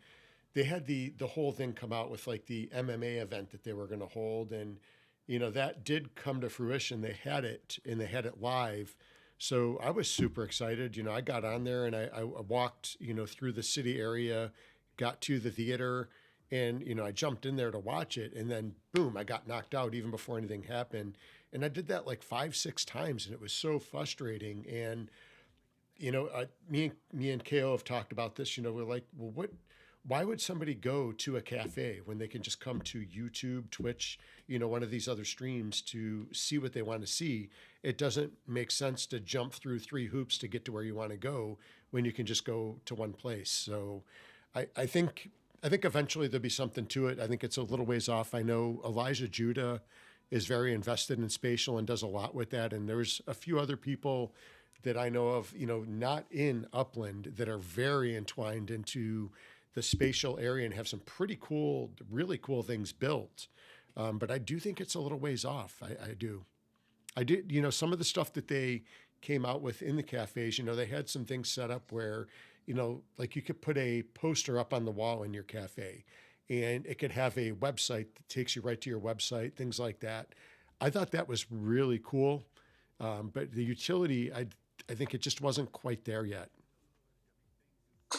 And the other part of this, and again, I'm in my 50s. I always scream at Nomadon, I don't want to be a fucking bird. I don't want to be a bird. Mm-hmm. And it just seems like when you talk about these like spatial things and whatever, my big complaint is, why can't I just be Mesme? I don't want to be a bird. I don't want to dress up like like an animal or I don't understand that part. And maybe it's just because I'm old. Yeah. Okay, fine. I'm old. But I don't understand let's cosplay. If we're going to go to a live event, we have to cosplay. I don't get that at all. I just don't. Yeah. I have a lot of friends that are into that, and I follow the whole realm of comic books and stuff like that. I'm not into cosplay. I don't dress up. I hate Halloween. I'll dress up once in a while just for, I guess, shits and giggles on stream and do different things. But that's not I'm happy with who I am. I don't like to dress up and do that stuff. It's just, to me, it's a different realm. So this is the property I was talking about. That's mine. That's the largest property in Sunrise. And again, I have all the schools being built on that property right there. And again, I only have like 36 sparks. So, in 2042, we'll meet up again on YouTube where I'll finally get to announce that one of those buildings is finally completed and we can inaugurate it on your show. Did you Well, see we look Pigeons? forward. Pigeons said, What? so you have an issue with birds? I was dying laughing. I was reading that as you were talking about that. He's my dirty bird. That's what I always call him. He's my dirty bird. Pigeon's one of my best friends in Upland. Pigeon, Shaq, and Noadan are like my three BFFs in Upland. And yeah, Pigeon and I got really close really fast when I found out he was had property and his home address in Sunrise, and we really hit it off when we got to meet in person in Vegas. And I can't wait to see him. I'm flying out to New Orleans for his New Orleans meetup in March, which is also my birthday. So yeah, he's my bud, dirty bird. That's going to be a really cool event. I wish we could make that. We have other things going on, and it's also my wife's birthday too. I think the same day as yours, I believe. Yeah, what's really funny is I have always traveled for my birthday, always. And I usually travel by myself. Yes, I'm single, but I like traveling alone. I like traveling by myself. I get to do my own things, get to meet people from all over the world. So I had nothing planned for this birthday. And I'm turning 53, and I had no plans for this birthday. And all of a sudden it's like, oh, apparently I'm going to New Orleans for my 53rd birthday. So I'm pretty psyched about it. That worked out well. Yeah. Yeah, it worked out really well. I've never been to New Orleans, and I want to go so bad. And this would have been a perfect time because I'd be able to, meet up with people from Upland, guys that I've done stuff with and connected with. And I thought it would have been a great event. And I know City Pigeon is from there, really knows that area well. It's outside of like the crazy times in New Orleans. It would have been perfect. I so wish I could make that. I've only been once, and I went for New Year's Eve. So it'll be a very different New Orleans than New Year's Eve in New Orleans. But yeah, I'm really psyched to go. And again, I want to hit some breweries. So I'm going to have to kind of sneak away from the Uplanders at some point to hit some breweries while I'm there. Now, have you ever been to Buffalo or Niagara Falls, Mesme? I sure have, yeah. Very cool. That was another birthday trip. I can't remember how old I was turning, but I went to Niagara Falls for my birthday, and I did both the Canadian side and the American side. Yep. Which one did you like better? I liked the Canadian side better. It's a lot cleaner. There's a lot more going on. How long has it been since you've been there? Oh, that would have been 15, 20 years ago. Okay. Yeah. Yeah, it's a great place. We do a Gen X tour up there every year. And so it's kind of cool because we get in with our own age group and we just have a lot of fun. And, last year was really interesting. Last year was our second annual. This would be our third coming up that we're planning for. And the first year it was most of us were in our 50s. And the second year was interesting because we had a lot of different age groups. We had younger people coming out with us, and I got to tell you, we had a blast with all of them, and they enjoyed hearing like the stories from our days, and it was really amazing. It was a really cool event to hang out with a bunch of cool people at that younger age bracket too. So we're seeing this Gen X thing turn into a kind of an all-encompassing generations thing, which is really neat. Yeah, that's awesome. Yeah, also, Toronto is just a really cool city. Yeah. I wish I could spend some more time there. I think I got to spend maybe 2 days in Toronto. I'd like to spend some quality time there, though, for sure. That is a really cool place. We used to go up there for competition. I was rated on the Can-Am circuit, so I would compete through the U.S. and Canada. And there was a lot of competitions up in that area. So we would go to Toronto, and usually with the tournaments, you're kind of in and out really quick. So you don't get to see a lot and do a lot. And then I had went for a show. There was the Pantages Theater for Phantom of the Opera that was built there specifically for that show. And that was an amazing event. And one of the things that I remember is, when you went into Toronto at that time, this is way back in probably the early 90s, I guess, there was a like the walls, the murals on the walls, and the artwork was so beautiful. And I thought that was the coolest thing, because that was the first time as a kid I had seen that, on like buildings, like professional buildings and stuff. It was really neat. It's such a beautiful area. And Canada as a whole, everything is very clean. They have really, Yeah. really, they have a lot of laws against littering. If you get caught littering there, it's like $1,000 fine. It might be more now, but when I was a kid, that's what it was. So I remember, we had to walk over the bridges from the Buffalo side to Canada, because we would park on the American side and we would just walk over, go through customs and frequent the places that we went to. And everything was very clean. And there were there was a lot of rules based on that. I'll tell you the one thing I remember about my Toronto trip was, again, I try to hit breweries everywhere I go. So I'm in Toronto and I'm like, what's the breweries? And I can't remember if I asked somebody or how this happened. But anyway, this brewery was like, we only make pale ales. We make 20 of them, but they're all pale ales. We only do pale ales. And I just thought that was hysterical, that I'm like, wait a minute, you literally just make all of them. They're all pale ales. We got 20 pale ales. Yeah. I mean, I went and tried them, of course, but I had never in my life, I'm like, here I am in the United States, drinking like some of the most exotic, crazy hops from, Australia and whatever. I'm like, nope, we just do pale ales, 20 of them, pick a pale ale. That's too funny. Funny. We used to go over from the US to Canada because the beer was a little bit higher alcohol content. And I remember we used to have, they don't even have this anymore, it's more planned, but we used to have what was called Senior Skip Day back in the day, Oh, yeah. in school. And it was an actual skip day. We had to skip school. Nowadays it's kind of planned out, so there's no like repercussions if you get caught. But so we would go, the first time I did Senior Skip Day, I think I was in my junior year the first time. We took a ride from Buffalo to Canada, and we were drinking like, what was it called? Pitchers. A lot of places don't even have those anymore, but pitchers of, it was called Molson Bredor, and is one of the best beers I've ever had actually in Canada. But the alcohol there is very different. It was like a 7.2 or whatever. And back then that was pretty high for the alcohol content in beer. But that was our Senior Skip Day. I remember going up there and, participating in that event at a place there. So it was pretty cool. So the kids nowadays, the Senior Skip Days is different.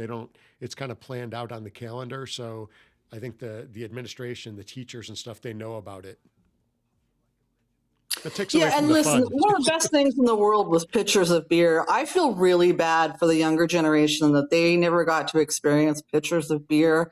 When you like, I remember in college, being a freshman in college, it was such a big deal to be able to go, I got the first pitcher. What a good time.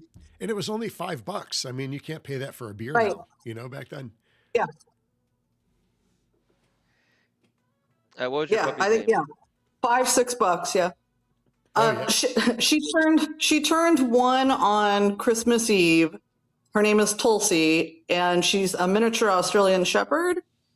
And I swore to God I would never get another puppy because I'm old.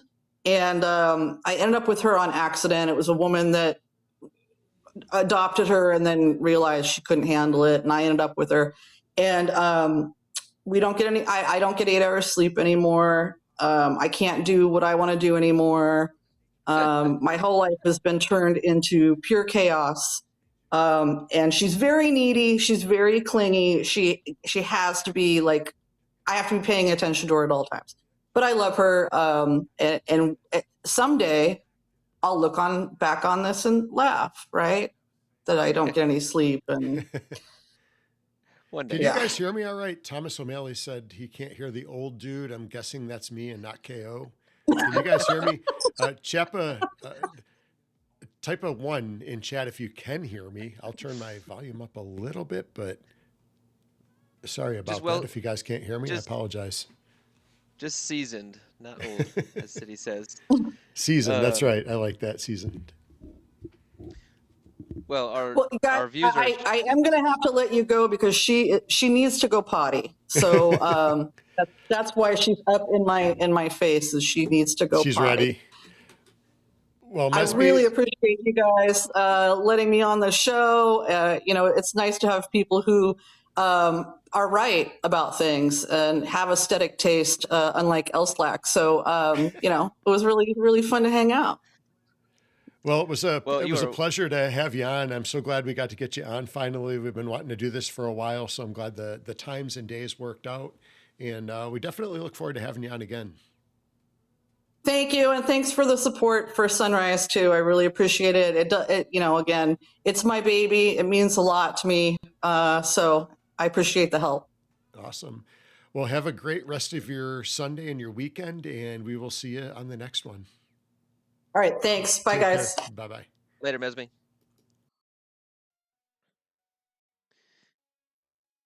Well, that was fun.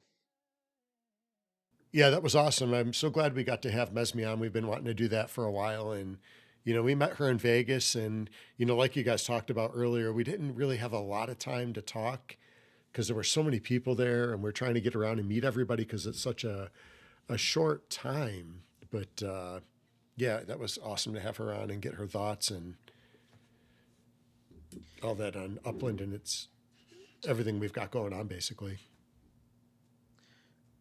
Well, I wanted to know her puppy's name because as soon as the puppy came on, we got more viewers, and then our show is destined to get more views now that a cute puppy is on there. Yeah, and she's got an Australian Shepherd, which is, I know, a herding dog. I had an uncle that had a golden, not a golden retriever. It's a, oh God, what's the other retriever I'm thinking of? Well, they had a retriever that liked to get out of the house all the time, basically. So they went out and they got an Australian Shepherd, which is more of a herding dog. So when that dog would get out, they would send the Australian Shepherd out and it would find it and bring it back. It was the coolest thing. And it was pretty cool. I had I don't have any social media now except for the X account, basically for Upland only. But I used to have, TikTok and all that stuff. And I had a TikTok channel, and I got some decent views. I did martial arts stuff on there. And then one time I put my dog on there and it was a 6-second video. It was whatever trend was going on at the time. 2.1 million views. And there was no martial arts? No, it was just literally a 6-second video of my dog with like a song. And yeah, boom, he like blew up. It went crazy. All right, so that gives me some ideas. We are going to do a martial arts video with a dog. We're going to teach it how to use nunchucks live, and we're going to get 1 billion views. There we go. Dog martial arts. The first ever dog martial arts using nunchucks. Because I've seen dogs kick, but have you seen them use nunchucks without? And you've seen them the skateboarding dogs. You got skateboarding dogs. You got Air Bud. You got Air Bud, you got soccer and football and all that jazz. We need martial arts Air Bud. That would be pretty cool. Well, that was fun having Mesme on. She's awesome. She cracks me up. I love. She doesn't take bullcrap for anybody. I love Mesme because she gives it to Elslack. I know.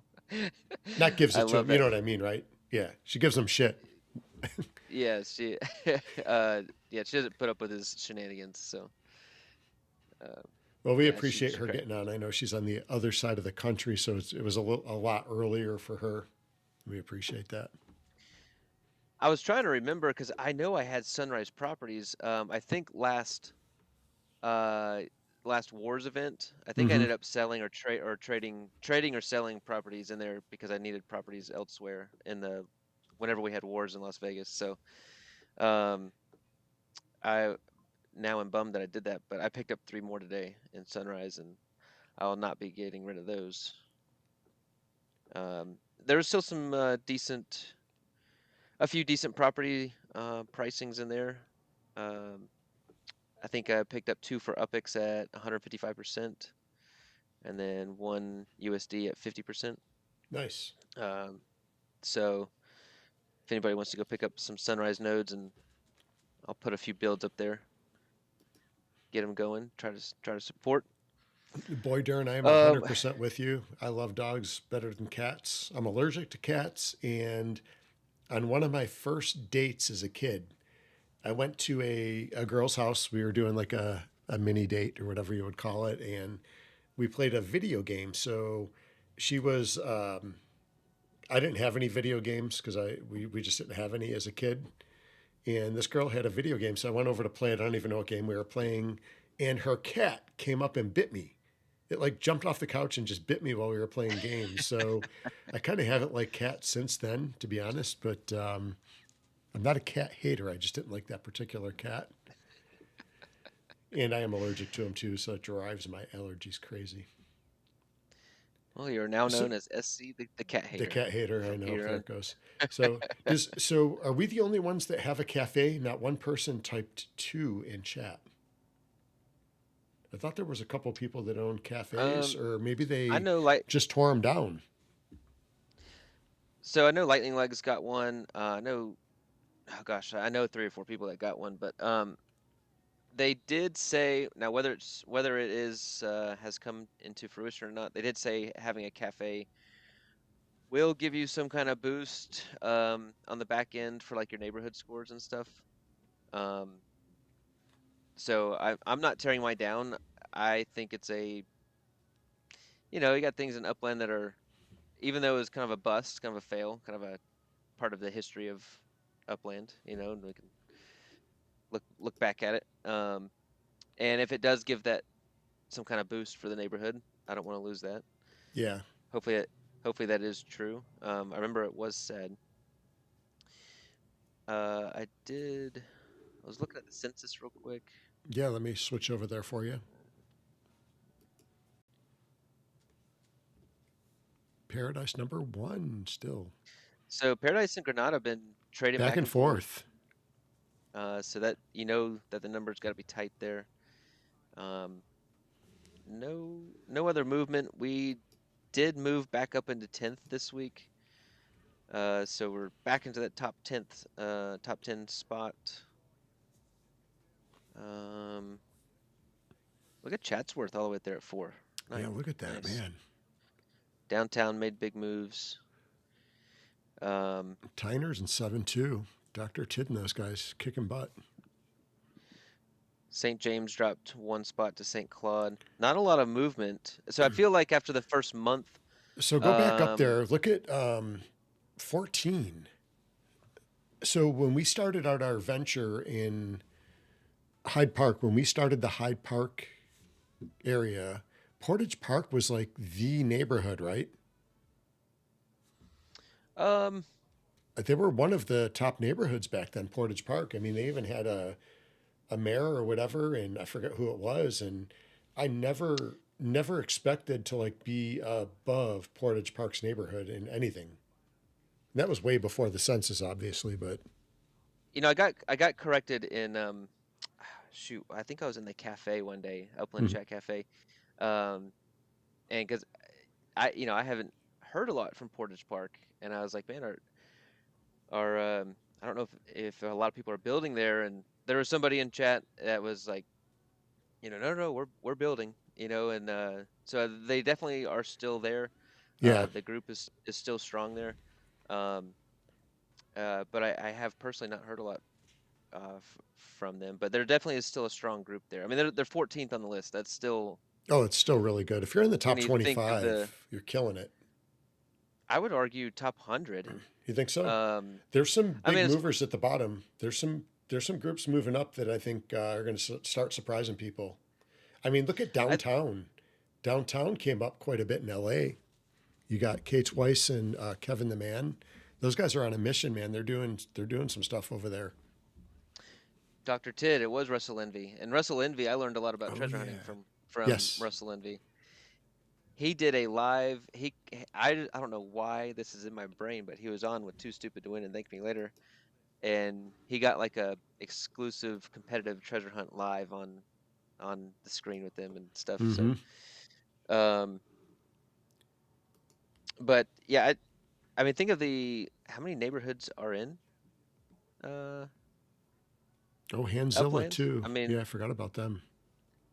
Thousands, right? I mean, to be in the top 100 is, I think, pretty solid. Looking at the 100 spot, it is Redfern, Sydney. Mm-hmm. 287 residents. Redfern, isn't that? I thought Redfern was in Detroit? This Is that a different Redfern is Redfern, I guess? There's no way Redfern, Detroit is in the top anywhere. well, Redfern, Sydney Okay, that is makes 100. sense. They've got a decent service score, 58.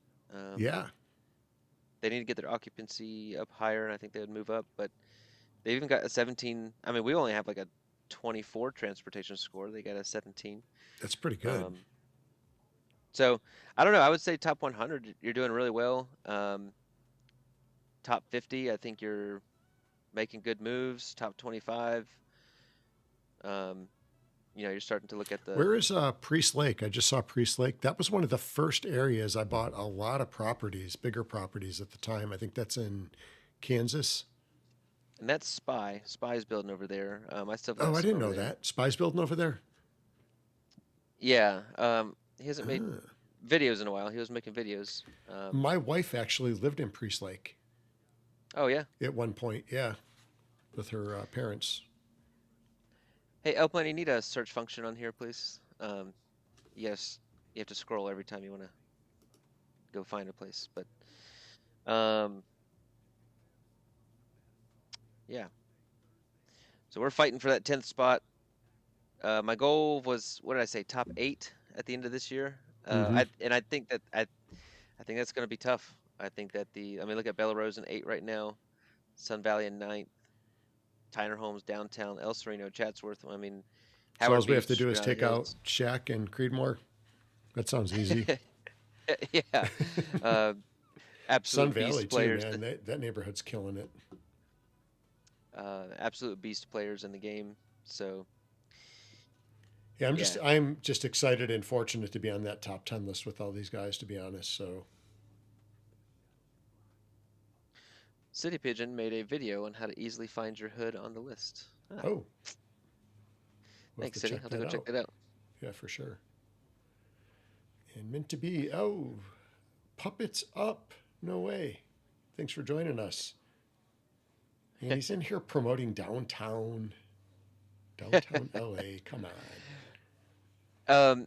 What did you think of? So I did not expect Kay Twice and Kevin the Man on the Meant to Be show this week. Did you catch Knocked that? my socks off. I had no idea that was coming. Yeah, I tried to stay on for as much I could. I was not feeling well, and I wasn't able to stay on for very long. I thought it was a good conversation. You have, man, there's just a wide scope of opinions. Yeah. On the game and 100%.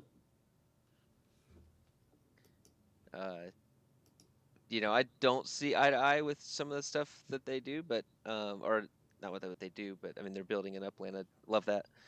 But with just some of the thoughts, but I think that they did make some good valid points. They do have a lot of good valid points. I'm in their Discord.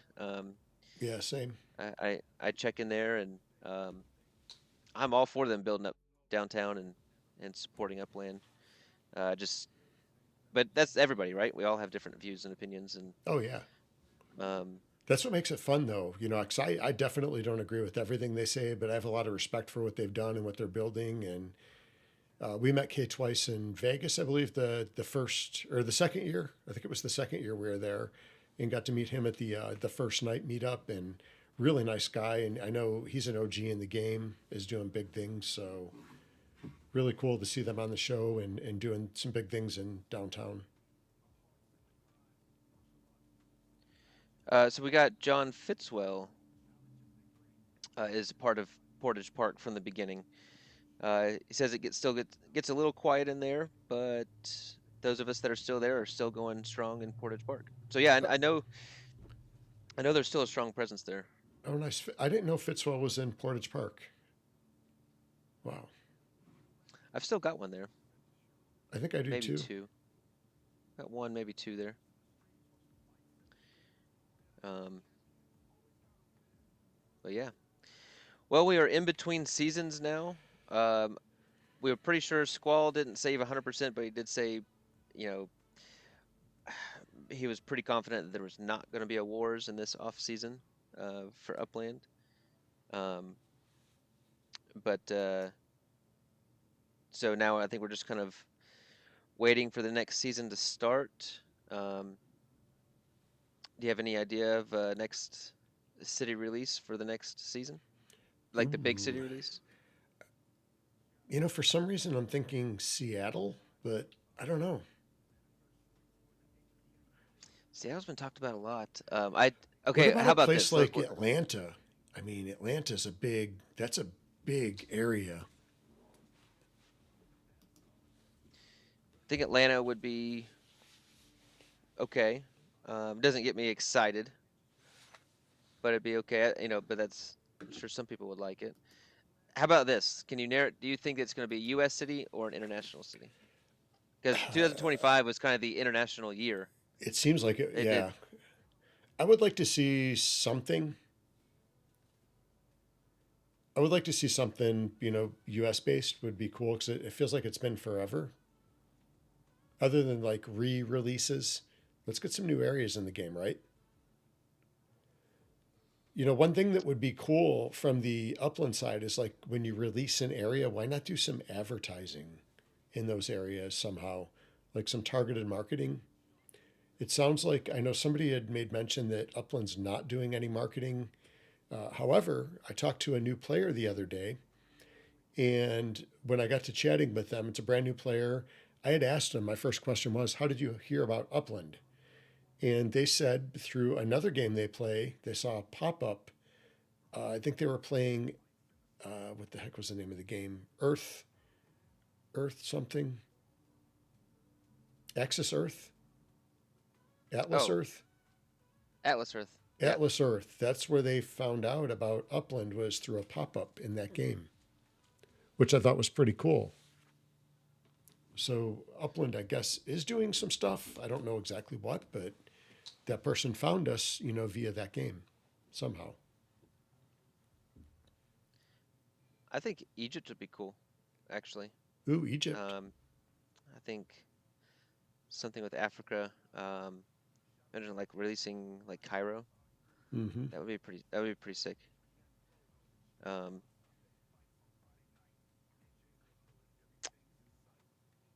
hmm.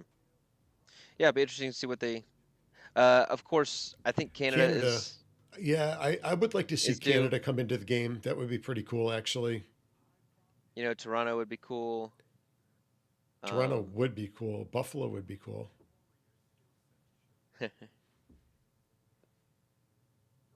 Yeah, so maybe something. I don't know, like Mexico. Like I think Mexico could be cool. Yeah, there's nothing in Mexico yet, neither. That's true. So I don't know. It'd be interesting to see where they come out Boy, darn thinks with this Africa. year.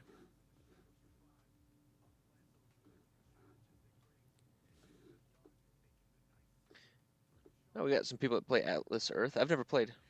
I've got a student of mine in jiu-jitsu that had played for a long time. I don't know too much about it.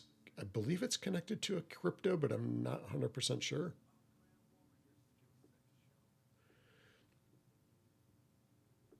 I just realized the time. It is 20 after 2. I have to get moving here in just a minute. Yeah, we need to get some, let's do our giveaways. I was going to show off the generous gift of Boy Dern real quick. So we'll give this away first. I'll give everybody about a minute or two to get hashtag craft beer, CRAFTBEER, in chat. If you have already put that in chat, do not put it again. Now, did John Fitzwell say he's giving away a Fender Stratocaster? Oh, no, never mind. Made $900. He bought himself off one. Off of Atlas Earth. Dang. Yeah, very good. Here is the Uppie that Boy Dern is giving away. It's a level 2 Uppie. Nice. Splitter mint. Right there, so that is pretty cool. So we'll do our first draw will be for the Mint 2 Uppie, and then we'll give away 10K to 3 different players.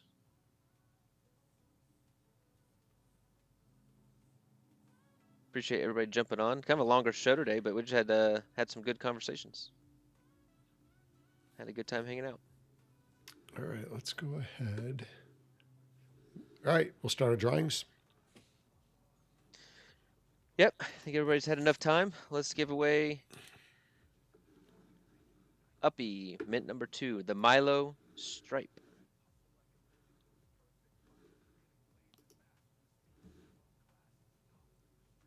Uh-oh. What's going on with our giveaway stuff here?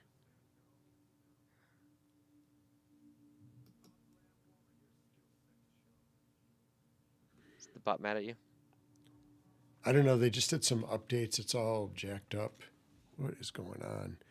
Guys, go ahead and put hashtag craft beer in again. Uh-oh, everybody's got to do it again? Yeah, I've only got Thomas O'Malley, Crypto Worm, and Ant-Man in right now. Those were the last 3 people that did it. Yep. All right, everybody put in hashtag craft beer. Yikes. I don't know what's going on with this bot. It had some upgrades come and some changes. All right, Fitzwell's in. Chien. Okay, here we come. We'll give him a few seconds. And then we'll roll it.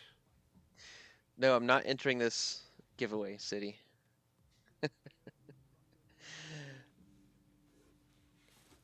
City, you gotta stop letting Crowley on your show. He's giving away all your stuff. All right, we'll give people a second to get in. I've got to let this dog out the door. Hold on a second. Oh, you're leaving me alone. All right, what can we get into while SC is taking the dog out? Let's see what uppies I got. Dun, dun, dun. Oh, wait a second. Ah, there we go. The best one I got was this Rio Crest. Level 4. 11 of 14. The low-key achiever of the uppies. The teen who works hard in the background and answers with a small knowing thumbs up when things finally go his way.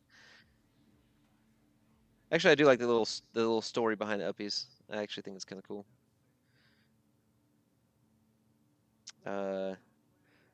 Got some of these names cracked me up. The Fawn Nubble, the Citrus Knotlet, the Nimby, the Nibble Nova,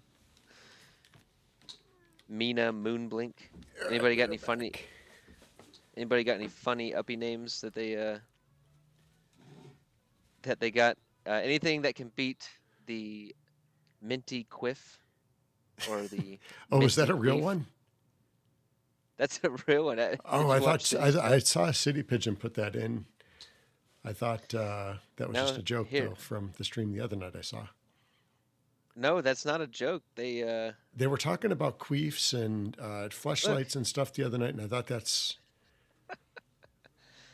Look, right there. Oh my right God, there it is. That's crazy. X1 has confirmed it's Minty Quiff. Okay. However, the community has not taken it as that. Giggle. They've taken it as the Minty Queef. At least it's minty. Let me check out and see where we're at. All right, now we got a bunch of people in there. We'll give just a few more seconds.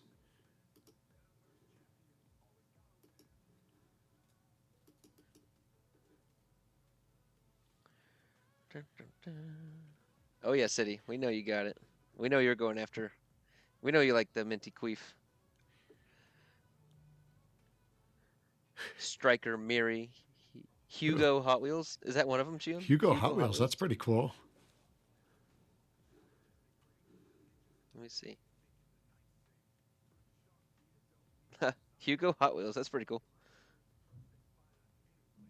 Oh, he's got the skateboard. I like that one. That's pretty cool.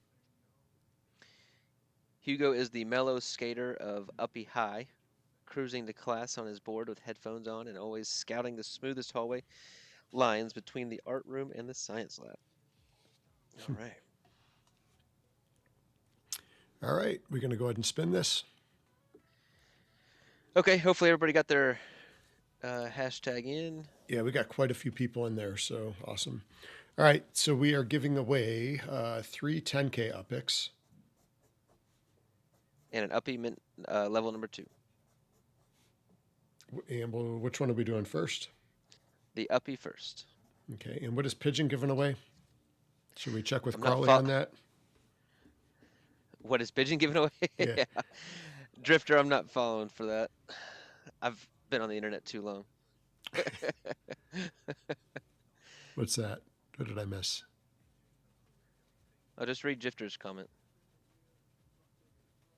Oh, okay, yeah. I was hoping you'd say it. No. I don't say anything anymore. I can't trust you guys. I don't know what half of this shit means in either, so. I shouldn't have said anything, Drifter. I should have asked SC to say it. Oh. Drifter says, dang. Yeah, I know. All right, better let's give now. away. All right, here we go. All right, so the first winner this is for the Uppie Mint 7. Or Mint 2? Level- Mint 2? Level 2. Level 2. Level number 2. Okay. Yeah, Stadium Chasers, that was a rough game. And, man, Denver has got no quarterback in either. They got a backup quarterback playing, but I have a feeling they're going to play Houston, and Houston's D is scary as can be.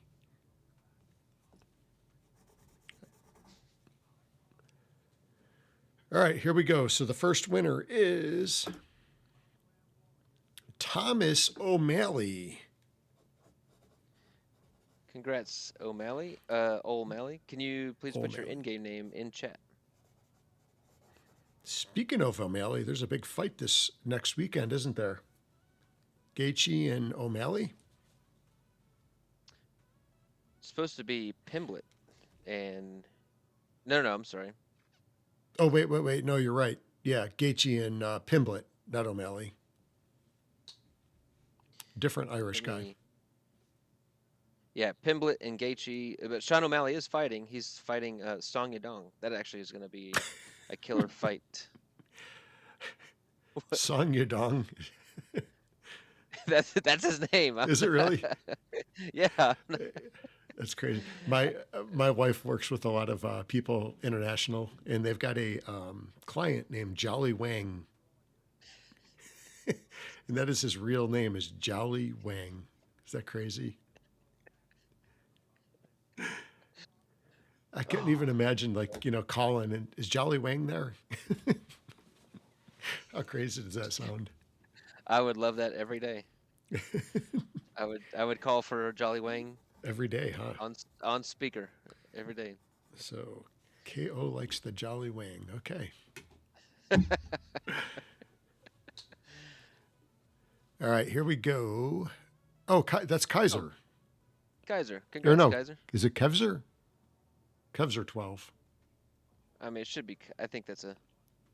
I think it's supposed to be Kaiser, maybe.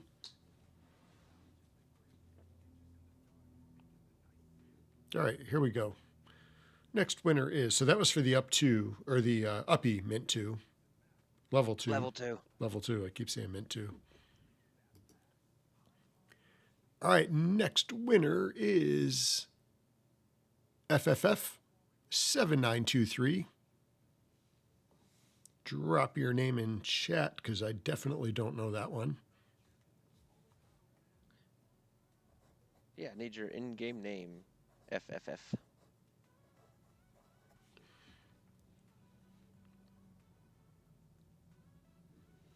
Gotcha. And that was Kaiser.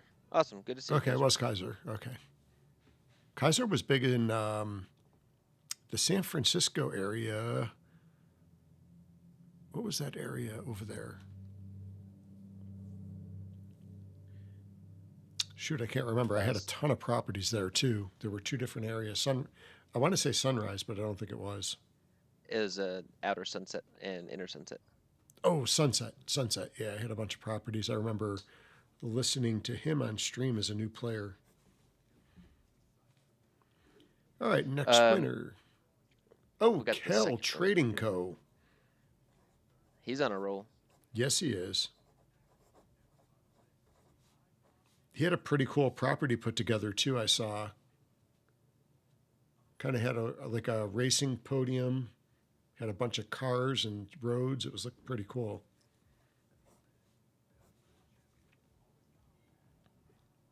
All right, so we got one more winner. Here we go. Drifter. Congrats, Drifter, longtime listener. Tries to mess with us on stream and then gets Upix. How about that? Trying to get us to say crazy things. Awesome. Congrats, guys. We'll get that out. And SC, we actually owe for last week too, so we're gonna we're gonna give out all the Upix from last week and this week right after we jump off here. Oh, okay, we'll hook up and get all that done real quick. Yep. Sounds good. Pigeon's throwing a cart in for the giveaway too. What kind of cart, Pigeon?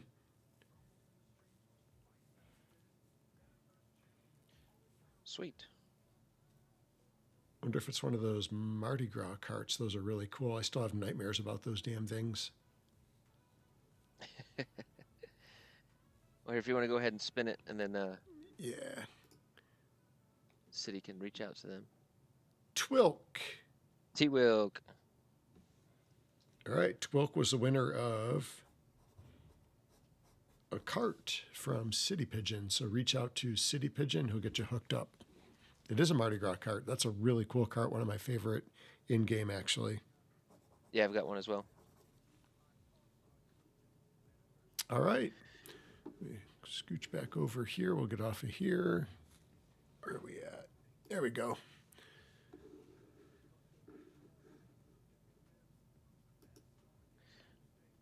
Well, appreciate everybody hanging on. Man, this was a Upland After Dark, and actually meant to be. You guys have also been going long with the streams and Upland After Dark. We usually try to keep it to 60 to 90 minutes, but a little extra today. But I don't mind it. I love the content. I love hanging out with everybody. So it's a good time. Oh, I think you're muted, SC. Go. Okay. Yeah, it was a great stream. It was awesome to have Mesme on. We've been wanting to do that for a while. We do have a special guest next week with a little birthday celebration. And it's actually an in real life birthday celebration for a Uplander that you guys all kind of know. So we look forward to having that cool player on. Maybe we'll have some singing or some kind of entertainment. Who knows what could happen there. So maybe we'll eat some crazy foods or something. I don't know. We'll see what we have in store for next weekend and have a great time. So, but thank you everyone for joining us today. I know it was a little bit longer stream, but I hope you guys had fun. Thanks for participating in the chats. And we look forward to some more stuff next week. So we'll look forward to seeing everybody. Regular time, we'll be back at the 11 o'clock time, I believe, next week. So we'll see you guys next weekend. Later, everybody.